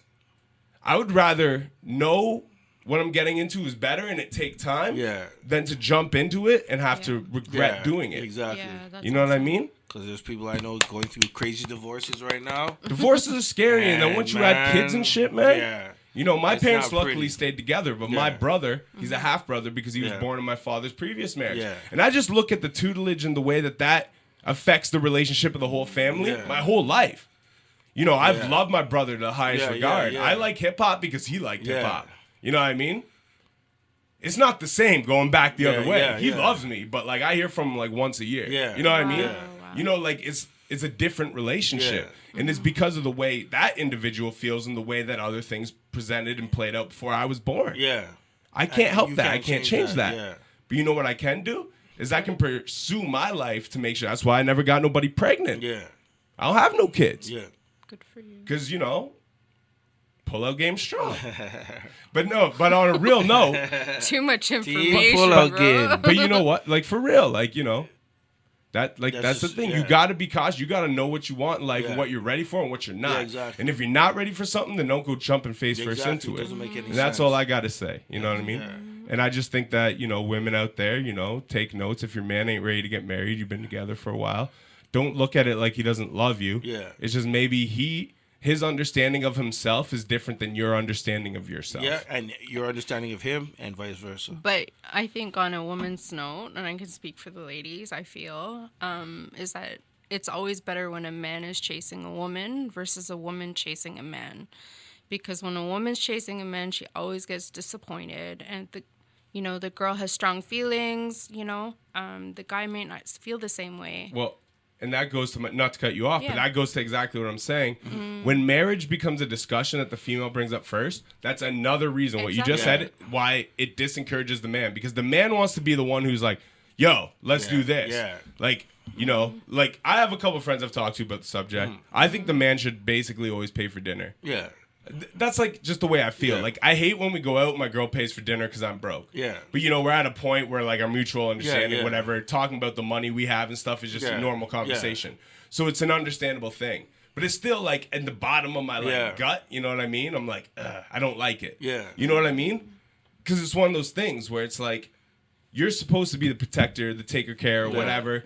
You know, and when you feel like you're not in the position to be able to do that, like if I can't support you and our family, then myself, it's scary. You know what I mean? And that's but exactly what you said is that's what it is. Like the guy wants to be the one to surprise. Like I don't want to be pressured into giving you a ring, and then when we go do something nice for the night, like I take you to Niagara Falls or something, you're like expecting it. You know what I mean? It's got to come natural. Like, I don't want to hand you a ring and you be like, "Oh my God, I'm so flabbergasted." When reality, you're like, "I knew he was doing this tonight because we never do this." You know what I mean? Like to me, that's lame. That's not the way to get married. Like, I want to fucking, if anything, I'm gonna be like walking to the grocery store with you on the sidewalk and just flip and do it. You'd be like, "Whoa, I wasn't expecting that." That's crazy. Not romantic, but you know what? It's unexpected. Because the first time the woman brings up marriage before the guy does, then it's game over for it literally is game over for the princess imagined proposal. Because you're gonna see it coming. And as a guy, I think you wanna hit the blind side. It's got to be a surprise. Go ahead. No, this guy surprises me all the time. This is the same guy from Cleveland. Shout outs to him. Cleveland. Shout outs to Cleveland guy. So I'm ready to live my life with a good, loving woman and smart woman like you, Marieane Gibson. Woo. You're my first lady. Woo! So he's basically proposing without being on his knee. Yeah, but you know what? See, like but he does it all the time. Like it feels so weird. But do you know what? It's because you guys live far away from each other. I bet if he got to see you every day, he could feel you out a little more subconsciously. But when you have to talk to someone through text and phone calls, you have to almost kind of directly feel them out. Before you know what I mean? But I'm like, how can someone love me that way? Like, I have self-worth and self-respect. Don't get me wrong. But it's kind of like, we're not together all, like, 20, it's like, we're so far apart from each other. But how can you say you love me if you haven't lived with me, you haven't been into my house? That's the biggest thing. You can live with somebody and not love them either. Oh. Yeah. I got a that's boy and I won't horrible. call him out. Yeah, I got a boy, please but I won't don't. call him out. He's like one of my best friends. Yeah. You know when you got a best friend Yeah. who's the biggest sleazebag in the world? Yeah. But you That's can't horrible. you can't Nah. separate yourself from him It's because your he's family, always been yeah. loyal. It's family, yo, Like yeah. that's my dude. Yeah. You know what I mean? Like I'd take a bullet for dude, but like this dude would do a lot of shady shit to a lot of people that I'm like, Yeah. that's greasy. You shouldn't do that. Yeah. Yeah. But I can't not. You know what I mean? Because Yeah, that's yeah. my dude. Yeah, yeah. You gotta kind of keep your eyes shut. No, it's not even eyes shut. It's just I tell him like I don't agree with this, Yeah, but well, you're my dude. Yeah. You know what I mean? It's one of those things. Like the only thing you could really do, you know, with boys like that to Yeah. you, the only thing you could really do is be like a pedophile to where you're like, I gotta cut myself off from you. yeah. Aside from that, you're like, yo, you're fucked, but like you're my dude. Yeah, yeah. You know what I mean? Like that's my dude. Yeah. But you know, he has literally lived with women for this fact of wanting somewhere to live. Yeah. That's horrible. Yeah. It's You greasy. you gotta love anybody to do things. It's sometimes love transcends being together every minute of the day. Exactly, and that's why I think a long ship Yeah. relationship, all in all, Yeah. can work. It all just depends on the connection, Yeah. and it depends on the person who's the most susceptible and the person who's the most questionable of the situation, where they're at in their personal life. Yeah. Because if they're susceptible, then it's not gonna Yeah. work. So do you believe in consistency, like patterns? Everything's Yeah, consistency. yeah. Right. So if you see someone's pattern changing, like, don't you feel that you should have a right to be suspicious? Of course. Yeah, I Yes, understand, to yeah. degrees, but you know what? That But you need to ask that questions. can root to a lot of things because I'm not consistent. Okay. I have a hard time just being consistent in my numerous fucking ventures I do, whether it be Breaking Records Radio, Toronto Talks Podcast, Yeah. No Condom Podcast. I understand the importance of consistency. It's like why I said Yeah. the one day, if I knew Dustin was going to bail because I was sick, Yeah. I would have just came here sick. Because Yeah. I believe in the consistency. Yeah. Right. If you don't have consistency, you're not professional. Without Yeah. professionalism, you're not going to get the fuck anywhere. Yeah. So I don't think we can just take weeks off whenever we want. Yeah. You know what I mean? Right. Like I'm very big on that. Yeah. So I would have just came sick. And no disrespect to Dustin, I Yeah, love you, well, brother. it was But a I'm just situation saying, that was last it was just a minute, situation. It worked out better for him, and I'm just like, Yeah. well, whatever. And I think at the end of the day, it still worked out better overall. it did because I think we probably Yeah. got a good dialogue in now. You know, Yeah. so you know, I think it did overall. Sorry, you did all the promotion. It didn't. It's okay. But I either was way, supporting. I mean, that's what I'm about, right? Like, if someone asks me and invites me to be a part of something, I'm gonna have your back just as much as Yeah. you have mine. You know? Yeah, but yeah, man, and that's I can't really remember what the initial point of conversation was now after bringing that up. Still was. Consistency is in important. relationships. Yeah, and it goes both ways because, you know, and I don't know about women, but guys are weird creatures. Like, it depends what you have on your plate. Like, I have all this shit on my plate. So, like, you know, me and my girl have this thing where, like, we have these two whiteboards in the kitchen. That's awesome. Yeah. And, like, you know, I leave a cute message, like, I love you so much, blah, blah, blah. And then she'll leave one, right? And then, like, you know, over time, my messages become less consistent. Yeah. And then if hers stay a little consistent, Yeah. after a few weeks, she's like, oh, you haven't wrote me a message Yeah. lately. But it's kind of like the same thing as the marriage talk. It's Yeah. like, well, now it's not as cool and surprising when I Yeah. do it. But the thing is because I have so much other shit on my mind Yeah. on a day-to-day basis, and I only have so much time to allot it. I try to spend as much time as I can with her in my free time. Yeah. So, like, I have this time between when I get home from work till she gets home to, like, kind of hustle. Aside from letting out dogs, Yeah, yeah. feeding dogs, doing dishes, doing my shower after work, Yeah. I have this little window of time to like start working on stuff I want to do. You know what I mean? I hardly write songs anymore. Yeah. You know what I mean? But Yeah. it's one of those things. It's sacrifices you make. Yeah. But the thing is, all this shit's still on my brain. You know Yeah. what I mean? So it makes it harder sometimes to be consistent with Yeah. certain things when you don't have time for other things in life that you don't that you're passionate about. Do you not believe? It depends the consistency you're talking about. I don't know if your girlfriend's gonna agree with me on this, but consistent, like not even just consistency. You pay attention to the thing. You pay more attention to the things that are important to you. Well, it depends. Yeah, no, it depends. Put it like this. It depends how my brain's working Yeah. that day. Because some days, literally, like, she could talk to me about some shit, and I might forget it. You know what I mean? But Not other that you days, want to forget. no, It and just if it's really happens, yeah. important, I don't forget. But, you know, it's just like when you have that day-to-day conversation, Yeah. right? Right. But the way I look at it, too, is like, I don't sit there and act like I'm unenthused about it. Yeah. I let her talk. I let her get her shit off. But on the opposite end, I find when I'm excited about certain things that your girlfriend might not think is cool, there's a period of time where they humor it. Yeah. And then they get to a point where it's just like almost like they're not even listening when you're telling them about it. And when a man does it, it's a problem.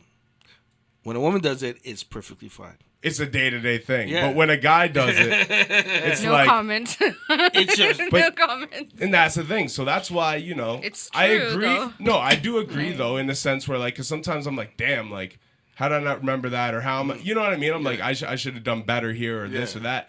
But at the same time, like, it gets to a point, like, shout out to Lindsay. I love Lindsay. But, she wasn't like a hip-hop head before we met. So sometimes, like... When I talk to a certain artist, I'm gonna book an interview and shit, right? She's usually pretty cool, like intrigued by it. But sometimes I'll like go on and then I have to explain for 10 minutes who this person is, so she understands the importance. And by that point, you can almost tell she's not even listening anymore. And you're like, all right, I'll just keep this to myself. Is that camera still on? It's dead. Okay. But yeah. So consistency is a hard thing because I think over time, consistency changes on certain things, but it doesn't mean that the intent or the integrity is not still there. Yeah. Okay, that's it's just a good point. I think the biggest thing is actually when consistency changes, that shows comfortable. I actually personally, if consistency changes, it depends what we're talking about. Like things like I'm talking about, yes. If it's like your boyfriend's staying out till 4 a.m, 5 nights of the week, and he never used to do that, that's a different kind of consistency.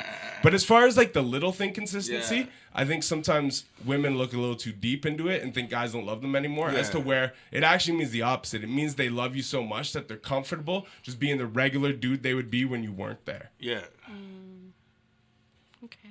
Like my girl gets on my case about not cleaning my shit up. Like I leave dirty clothes on the floor for 3 days and shit. But it's like, to be honest, if I wasn't comfortable around you and love you, I wouldn't do that. I'd be trying to impress you every second I had. And, and that's the difference. I guess I think sometimes, certain women like the feeling of trying to be impressed all the time. But it's like same thing with I still shave all my shit once a week. I line myself up, I shave my balls. I'm trying to be good for you. It's kind of how like when it's just my dirty clothes. When Aisha Curry was like she doesn't feel desirable anymore, and it's like, well, if your husband is comfortable with you, right? You've already passed that stage of being desirable to him. Yeah. If you weren't desirable to him, he wouldn't be with you anymore. Exactly. Do you want him to go out and just bang a bunch of whores? Or do you want just a bunch of dudes just to admire you to make yourself feel pretty? If you don't feel pretty, then your husband probably wouldn't have married you. Yeah. Well, you know what? With her, I wasn't mad at how she felt because I can get it. Yeah. But at the same time, now that you word it like that, you are kind of right. Like, no, I get where she's coming from, but it's like you're married, you have kids. He's a professional basketball player. And I heard someone else word it, whether Charlemagne, I can't remember who, but they said like the way where it's like when you're off the market so long, you stop becoming desirable to dudes. Yeah. Because they're like, what's the point? It's like, I can even attest, like, currently the girl I'm dating. Yeah. When we first started dating, I seen dudes liking her posts, and I'm like, okay, I'm gonna even go search up their profile, click, and I'm like, who's this dude? What's he about? You know what I mean? But as time goes on, it slows down a bit. And it's even with me. When I was single, when we first started dating, there were certain girls who would like our pics and stuff. You guys are but together over time, it's like that shit slows and they stop. Though I think I respect that, but at the same time, it's kind of like I'm learning for myself and I need to stay within my truth. Is that even if you're with somebody and you guys like each other, there has to be some type of mutual respect and trust. Yeah. Ultimately, there can be insecurities. There might be a little jealousy because I have felt it where I'm like, well, why did you add that girl? That girl looks similar to me. Don't think about ads and likes. That's the big, in today's world, the biggest breakdown of relationships is girls paying attention to likes and follows and adding. But it's not even the girl went out and looked for him. Well, I mean, it depends it depends what your boy does too. Like me as a musician, you know what I mean? Like, I follow people. I like pictures because everything's a networking thing. You show support. What about the type of pictures, though? Well, it depends. If a girl's holding their fucking hand over her nipples and she's naked, probably not gonna like that. Like a chroma's pic?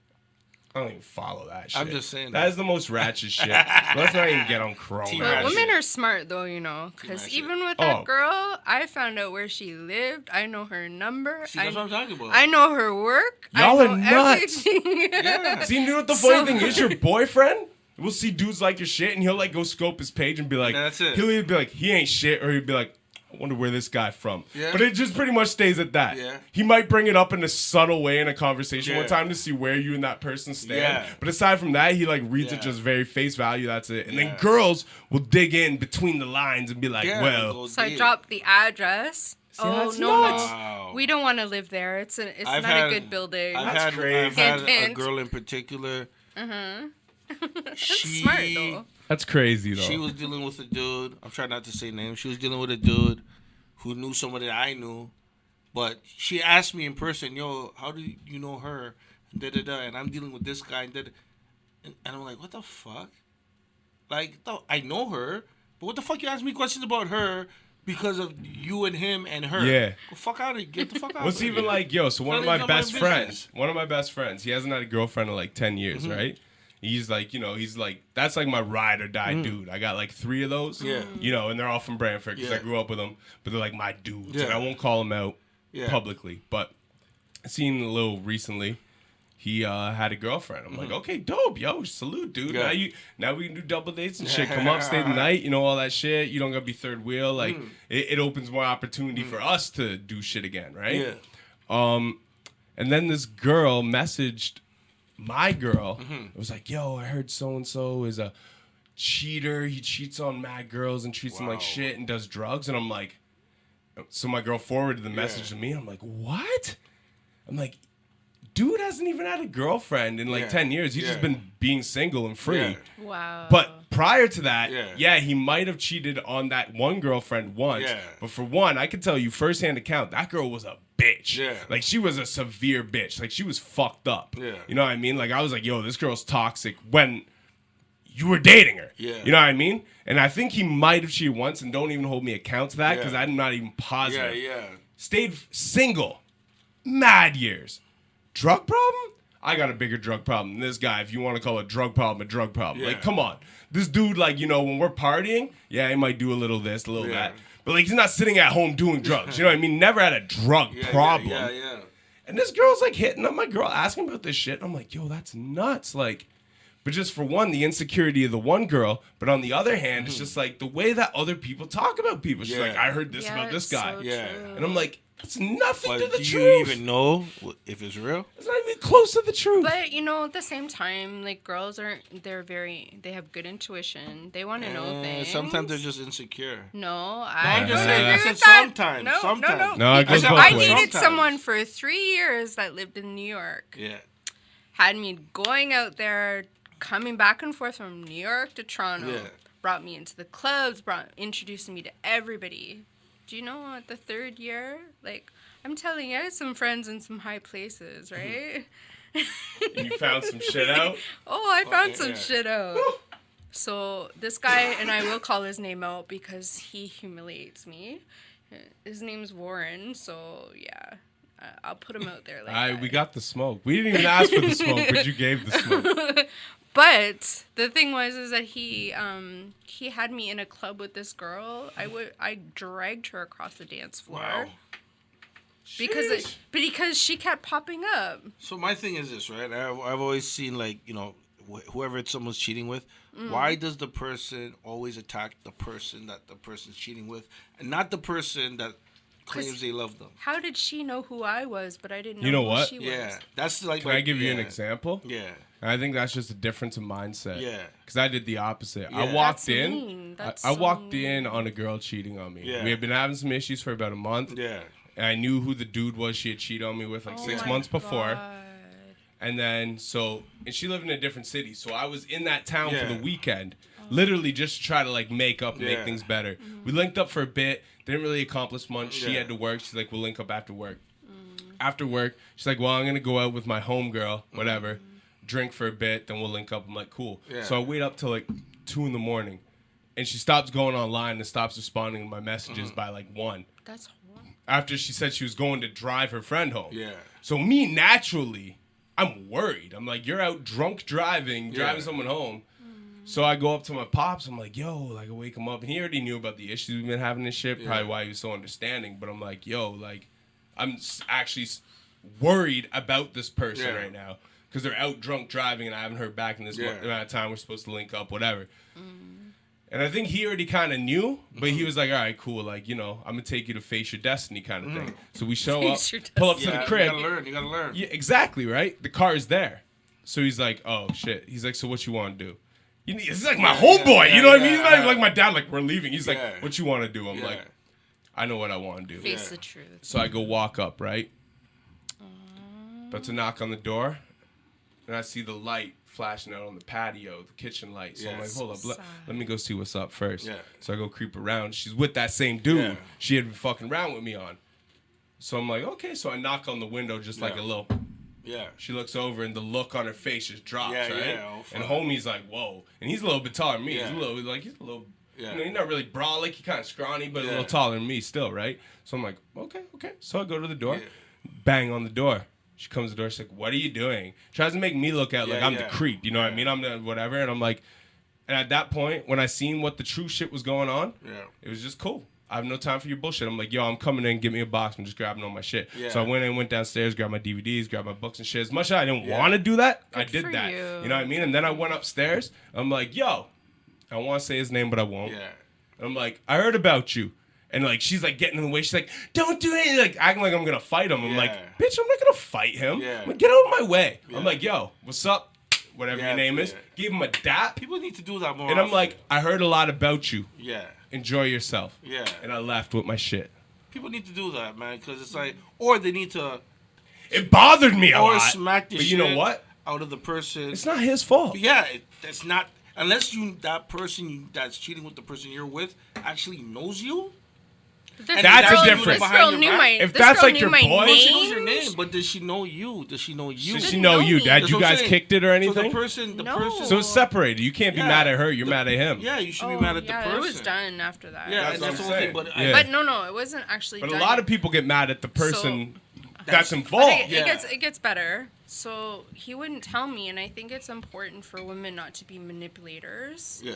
And I think, you know, if people are cheating on each other, they should just be open and honest. Cause you should either have an open relationship or just break up. Yeah, exactly. Exactly. So what happened was he wasn't telling me anything, and I hired a production team.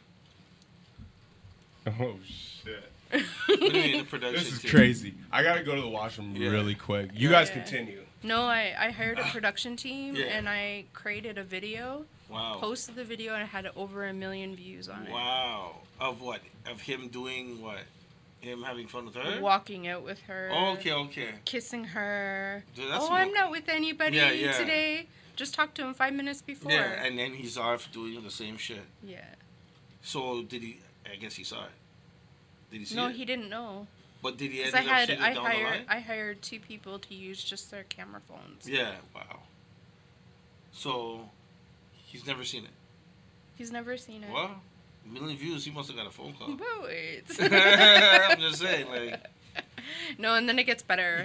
Like, I don't know if I should wait till he gets back, but yeah, I literally caught him, and then I found out that everybody around me was lying to me. Like, you know, like that creates trust issues for people. You know what I mean? Like, people should just come out and be open and honest. You know. Well, I guess they were trying to protect what he was doing. Yeah. You know, it's one of those things. Yeah. That's where being long distance is kind of difficult. Because you don't really know what they're up to. It's hard to know what they're up to. Because you gotta travel so far just to see. Right? Yeah, but that ended very quickly. Yeah, how it goes.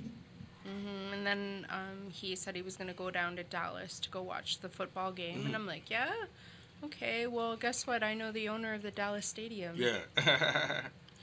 So how did I find out that he was there with the same girl he cheated on me? Yeah. Wow. But they don't talk. Yeah. He's a good liar. Shout out to Warren. Not a good liar, but a good liar. Shout out to Warren. Any ladies out there, if there's a Warren talking to you, I suggest you run. I'm just kidding. Yeah, that's how it goes. But men cheat, women cheat, unfortunately. Yeah, but don't you think there should be some kind of honesty? No. Yeah, there should be, but they're hoping that nobody knows. So like it didn't happen. It didn't seem like it happened. Right. I guess it's the thrill out of it, right? Yeah. I hear you. Unfortunately, that's what the case was. You missed the good one. I miss the good shit. I always do that. Yeah, the production team. But yo, we are actually Overtime. we're 10 minutes over what we usually do. Yeah. Wow. Which I'm not mad at. Yeah. But That's good. I think it's time to Wrap it up. to wrap it up. Unless you had anything directly you still want to talk about. No, I just want to invite everyone to submit in their music into the Next Music Generation. Let them know how they could do that. They can contact me on Instagram at the Next Music Generation, Facebook, the Next Music Generation, Twitter, the Next Gen. And you know, I have some allies actually in LA and in LA and in Atlanta, and we're now doing film distribution. And working with some major productions. So one of my allies actually is partnered with someone with the Tyler Perry studio. Holy shit, the complex out in Atlanta. Yeah. So Make some noise for that. no, I mean I'm not saying I know everyone or everything. No, but you're making your way in. If people want to get connected, I could definitely help you. So feel That's free awesome. to reach out. Yeah. Well, and so just let people know, you know, well, I guess you kind of gave them all the social media links and stuff, but I mean, like, serious people, I feel like, you know, anyone can message you on social media and stuff. If people are really, really serious, how do you want them to get a hold of you? Or you check all your DMs and all that shit? Like, you take, you're with that? All right. I take a lot of people on serious. Like, people will hit me up and be like, yo, on, like, the Breaking Records radio especially, be like, yo, check the song, and then send me a YouTube link. I'm like, if you really want to utilize your time, you would message me and ask me, how do I submit my song for your radio show? And then email me it. Oh, yeah. Sending me a YouTube link don't do shit. I'm not even going to check it because I'm like, well, you don't take your shit properly. But if you email me, I'm you know. Yeah, so that's why I was curious. Yeah, Do you have a preferred method, or is the social media I think fine? it's all about building a relationship to see if there's some compatibility. You're going to read the people off the jump regardless how they contact you. If I'm not getting a good vibe from you, or if I hear, like, you contact me, I'm going to go to my people and say, do you know this person? What are they about? Yo, I'll play you some music after the show. I'm dope. Okay. And I'm not being cocky, but I'm better than most rappers. Right, Mike? Yeah, of course. So, hey! I'm not just saying it because we're on the podcast. I love when Mike holds me down. So I want to give a shout out to Jay Fast Cloud. Yeah, I heard. I see what he's doing right now. I've been working alongside with him, and he's become a member of the Next Music Generation. Word. So I booked him into some events here in Toronto. So I'm really, really happy he's on board. And the thing was, I built a relationship with him 2 years ago, and now he came to me and said, "Hey, I want to work with you." Isn't he doing something with CTV right now? Yeah. I just saw the post. Yeah. All right. Now, I don't want to be selfish here, but can I make a selfish plug? Yeah, why What's not? that? Because I got an opportunity handed to me about a week ago. I don't know if you guys know who Spesh K is. Yeah, I remember Spesh. Yeah, you know, is he still in the city? Classified produced his first few albums. He's still in the and city? He used to be on Class albums and shit, He's but still he was in like, Toronto? no, he's not. He moved. Okay. But me and him were boys, I like that right? dude, man. Because I got him on my last album. I haven't put an official album out since 2015. Wow. That album was called Perfect Balance. You know, I put out mixtapes and singles and shit, but the game changed, so I stopped trying to make good cohesive albums. And that was the best cohesive album I ever made. So unless I can top it, I'm just going to keep playing the internet the way that the game goes right now. Yeah. Why try to make an album that's not better, right? Right. But either way, so we had a song on there. We did a music video. And me and Spesh became really cool because I didn't live in Toronto when I shot that, but I moved to Toronto. So me and Spesh actually have a whole EP recorded together. But he's not a big fan of his own music anymore. Oh, wow. So now I got to try to convince him and pull teeth that I can finish mixing and mastering this music that we did a few years ago and put it out. So that's where we're at right now. But we have like good 5-6 songs in the bank, and then if you add the remixes of shit that we did together in the past with new beats and shit, it's like a 10-song project. Right. But anyways, shout out to my homie Spesh. He got presented this opportunity, and I got tagged in a random group chat last week, and they're like, Spesh is like, yo, I can't make it, But I highly recommend this dude. So big shout outs to my boy Spesh K. Got mad love for you, man. Where's he right now? Where's he? He's it's not Sarnia, but it's like a city out that way. Okay. Right, and he's got a kid and shit now. Like more family kind of oriented shit going on. So he's doing his thing. So he can't just come out to Toronto for this one show. Yeah. But he said he's like, I wish I could be there. He's like, but since I can't, he's like, I highly recommend this guy. He's like, he's the next Spesh and Classified. Like he's the next one up of like our type of shit. Yeah. And I was like, yo, big props. So either way, the opportunity presented at first, I just thought it was a rap show. Yeah. And so I was potentially busy that night, but I thought Spesh was going to be there. So I'm like, yo, I said to my girl, I'm like, yo, let's try to get this night off, switch whatever plans we got, because like Spesh, my dude, I ain't seen him in a minute. I'd love to rock a show with him. Then when I went on later and further read into the details, I realized he said he can't be there, so he was recommending me. So I'm like, okay, so what's this all about? So then I go and talk to the promoters and stuff. So what they've done is they've written a Canadian version of Hamilton. Oh, wow. And they have mad people in this production. Like one of the guitarists from Great Big Sea is one of the instrumentalists in this production they're doing. More or less is producing one of the beats that I have to do. But basically, I'm one of the historical figures in a song they've wrote. And I have to memorize 2 songs. Oh, shit. So I'm part of this Canadian version of Hamilton. Okay. Unbeknownst. Yeah. And I was like, oh, this is way cooler. When I talked to Homie on the phone the other day, I'm like, this is dope. It's like a hip-hop version? Or like a hip-hop version, but there's like other genres influenced and stuff, right? Cool. But it's like Canadian history, basically, like Hamilton is, but done through the form of music. So it's like the Canadian Hamilton. And I can't remember the venue it's at, but Spesh was like, I wish. That's a classic venue. And I can't remember the name of it. But either way, so that's happening June 20th. I should probably look up dates before I plug shit. But either way, once I realized what it was all about, I'm like, this is dope. I'm getting paid, getting paid a few bills still for it. I'm like, fuck. Yeah. When I rap my own shit, I'm trying to sell tickets. I'm getting paid to do this. But you know what? And my hopes is basically just, the payment's nice. That's cool. It's motivational to learn 2 songs I didn't write. Yeah. But just to be a part of something like this. Yeah. It helps a lot. It's so cool. Awesome. And the amount of people I'll meet through doing something different like this, and I just thought it was really cool. So I wanted to plug that. It is if I can get the group chat up in time before we end this, I can actually tell you more details. Okay, we got it. So it is it's called Let Me Clear My Throat, a radical new musical about Canada's original forgotten rebel. All right. You could actually use that beat you fucking produced. And it's Friday, June 21st at Hughes Room. Hughes Room, in Bloor and Dundas. Okay, so that's where it's at. First ever showcase of Canada's hot new Celtic hip-hop musical featuring the show's creators. I didn't make the flyer because I was, I filled in for Spesh last minute kind of thing. But either way, it's going to be cool. It's like basically a Canadian version of Hamilton. And I'm super excited to do it. And it's something different for me. And congratulations. When you do cool shit, you get paid. When you do shit you like, you don't get shit. So to all my hip-hop heads out there, you want to make a career? Start doing shit outside the box. Exactly. Stop just trying to be a good rapper. Because that won't get you nowhere. Unless you're Young Stitch. Shout out to Young Stitch. But even he said that he had to switch his He had to style do up. all the shit. Yeah. But, either way. Something one of you guys said made me throw a shameless plug in there. Shout outs to Adam, shout outs to Spesh K, all that shit. June 21st, make sure you come see us. Hughes Room. I'm not selling tickets, but I can direct you in the direction if you want to come see something special. And if it takes off, hopefully they'll include me to be a part of it all the way along down the road. Yeah. That's awesome. You never know.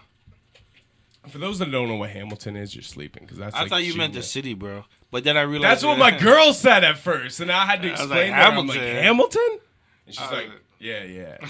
No, Hamilton's big. I've heard of it. As far as art goes, that's a big thing, man. But I don't know what it's about.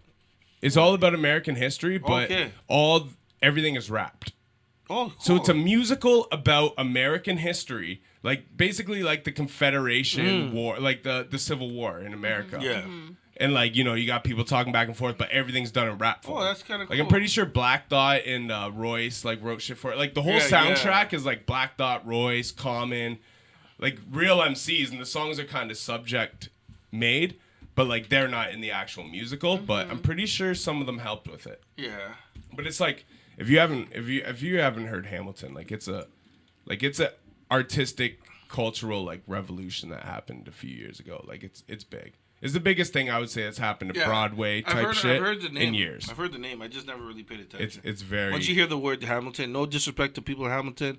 But you think of Hamilton. I personally love Hamilton. A lot of people shit on Hamilton. I like Hamilton. There's a lot of good people out there. A lot of good people in Hamilton. Shout outs to Burns. Shout outs to Jess from Sea Shepherd. Shout outs to... I got mad people out in Hamilton. Shout outs to Jay Aches, or what's he go by now? Lampman. Shout outs to Slur, or he goes by Matt Heddle now. Yeah. Fuck rebrands, even though I rebranded. Yeah, man. Shout out Oscar Goldman, my boy. You know, Adam. He just opened a new graffiti shop out there. Like, you know, like, what was the spot on Queen and Spadina where they sold spray paint? Queen and Spadina. Right near the McDonald's. What's that spot called? They moved up the street, actually. They moved up But the old spot, what was it called? I forgot the name of it, man. The bomb shelter? Something like that. Well, he basically opened his own kind of bomb shelter spot in Hamilton. So I can't remember the name of the store. I'm sorry, Adam, right now. But he's got that popping right now in Hamilton, so shout outs to him. I got mad people out in Hamilton. Sorry if I missed you, but yeah. Either way, I just wanted to plug that. I thought it was cool. I'm pretty excited about it. And the few people I've expressed my excitement to don't understand the excitement. Because like, you're not going up there and rapping? Like, it's like, no, I'm like a part of something else. Yeah. Like, this is cool. You know what I mean? I didn't write the lyrics. I don't give a shit. I memorized 2 songs. Yeah. The payment's sweet, but like, it ain't even about that. It's like, this is cool. It just adds to your portfolio. It's just being a part of something that everyone else ain't. You know what I mean? I think you should I think you should make some money moves with that, though. Yeah, of course. Like, you should be thinking about your career and thinking about yourself. I want to start acting, to be honest with you. You'd be good at it. Because I'm so fucking weird and random, and I can just, you know... impersonate almost anything. Yeah, and you don't know how many times I've tricked people into things that I wasn't thinking, but telling them I'm thinking it, and they're like, "What?" And I'm like, "I'm just fucking with you." Like, I can help you with that. You know what I mean? Yeah, that kind of shit. You know, like. But I wouldn't be one of those corny actors like I only take roles like where I'm gangster and I shoot you. Like I'll be the I'll be the fucking the dude who's defenseless getting raped on the bed. Like my ass. And then I'm mentally twisted and I shoot up the high school. Like, I'll do all that shit. I can't wait to clip that one. Hey. Wow. I'll take, I want to dwell, whatever. I don't give a fuck. Shout outs to me. We have an acting studio in here and I'm sleeping because I haven't gone audition for shit yet. So, you know, you can talk a lot, but actions speak louder than words. So anyways, Canadian Hamilton, Let Me Clear My Throat, June 21st, Hughes Room. If you need tickets, I will direct you there, but this ain't pay to play, motherfucker. So it's called Let Me Clear My Throat? As far as I can see. Oh, okay. It has a lot of connotations to it. But you remember that beat you just made? That beat you just made alone. Was that hot, though? Yeah, I love that shit. I didn't do much to it, but the drums that were already there. Yeah. Because there's not one thing. Like me, I know you as a hip-hop head. Doesn't it piss you off when a song is so banging and the drums suck? Yeah. Like... Let's be honest here. DJ Premier 96 forward, good with the drums and the thump. Yeah. But like Mass Appeal, those drums could have been a lot harder, fam. You know what I'm saying? Yeah. Well, that's what I did. 900 number by fucking 45 King. Those drums ain't really hit like that. Nah, but it was because of the horn or whatever it was.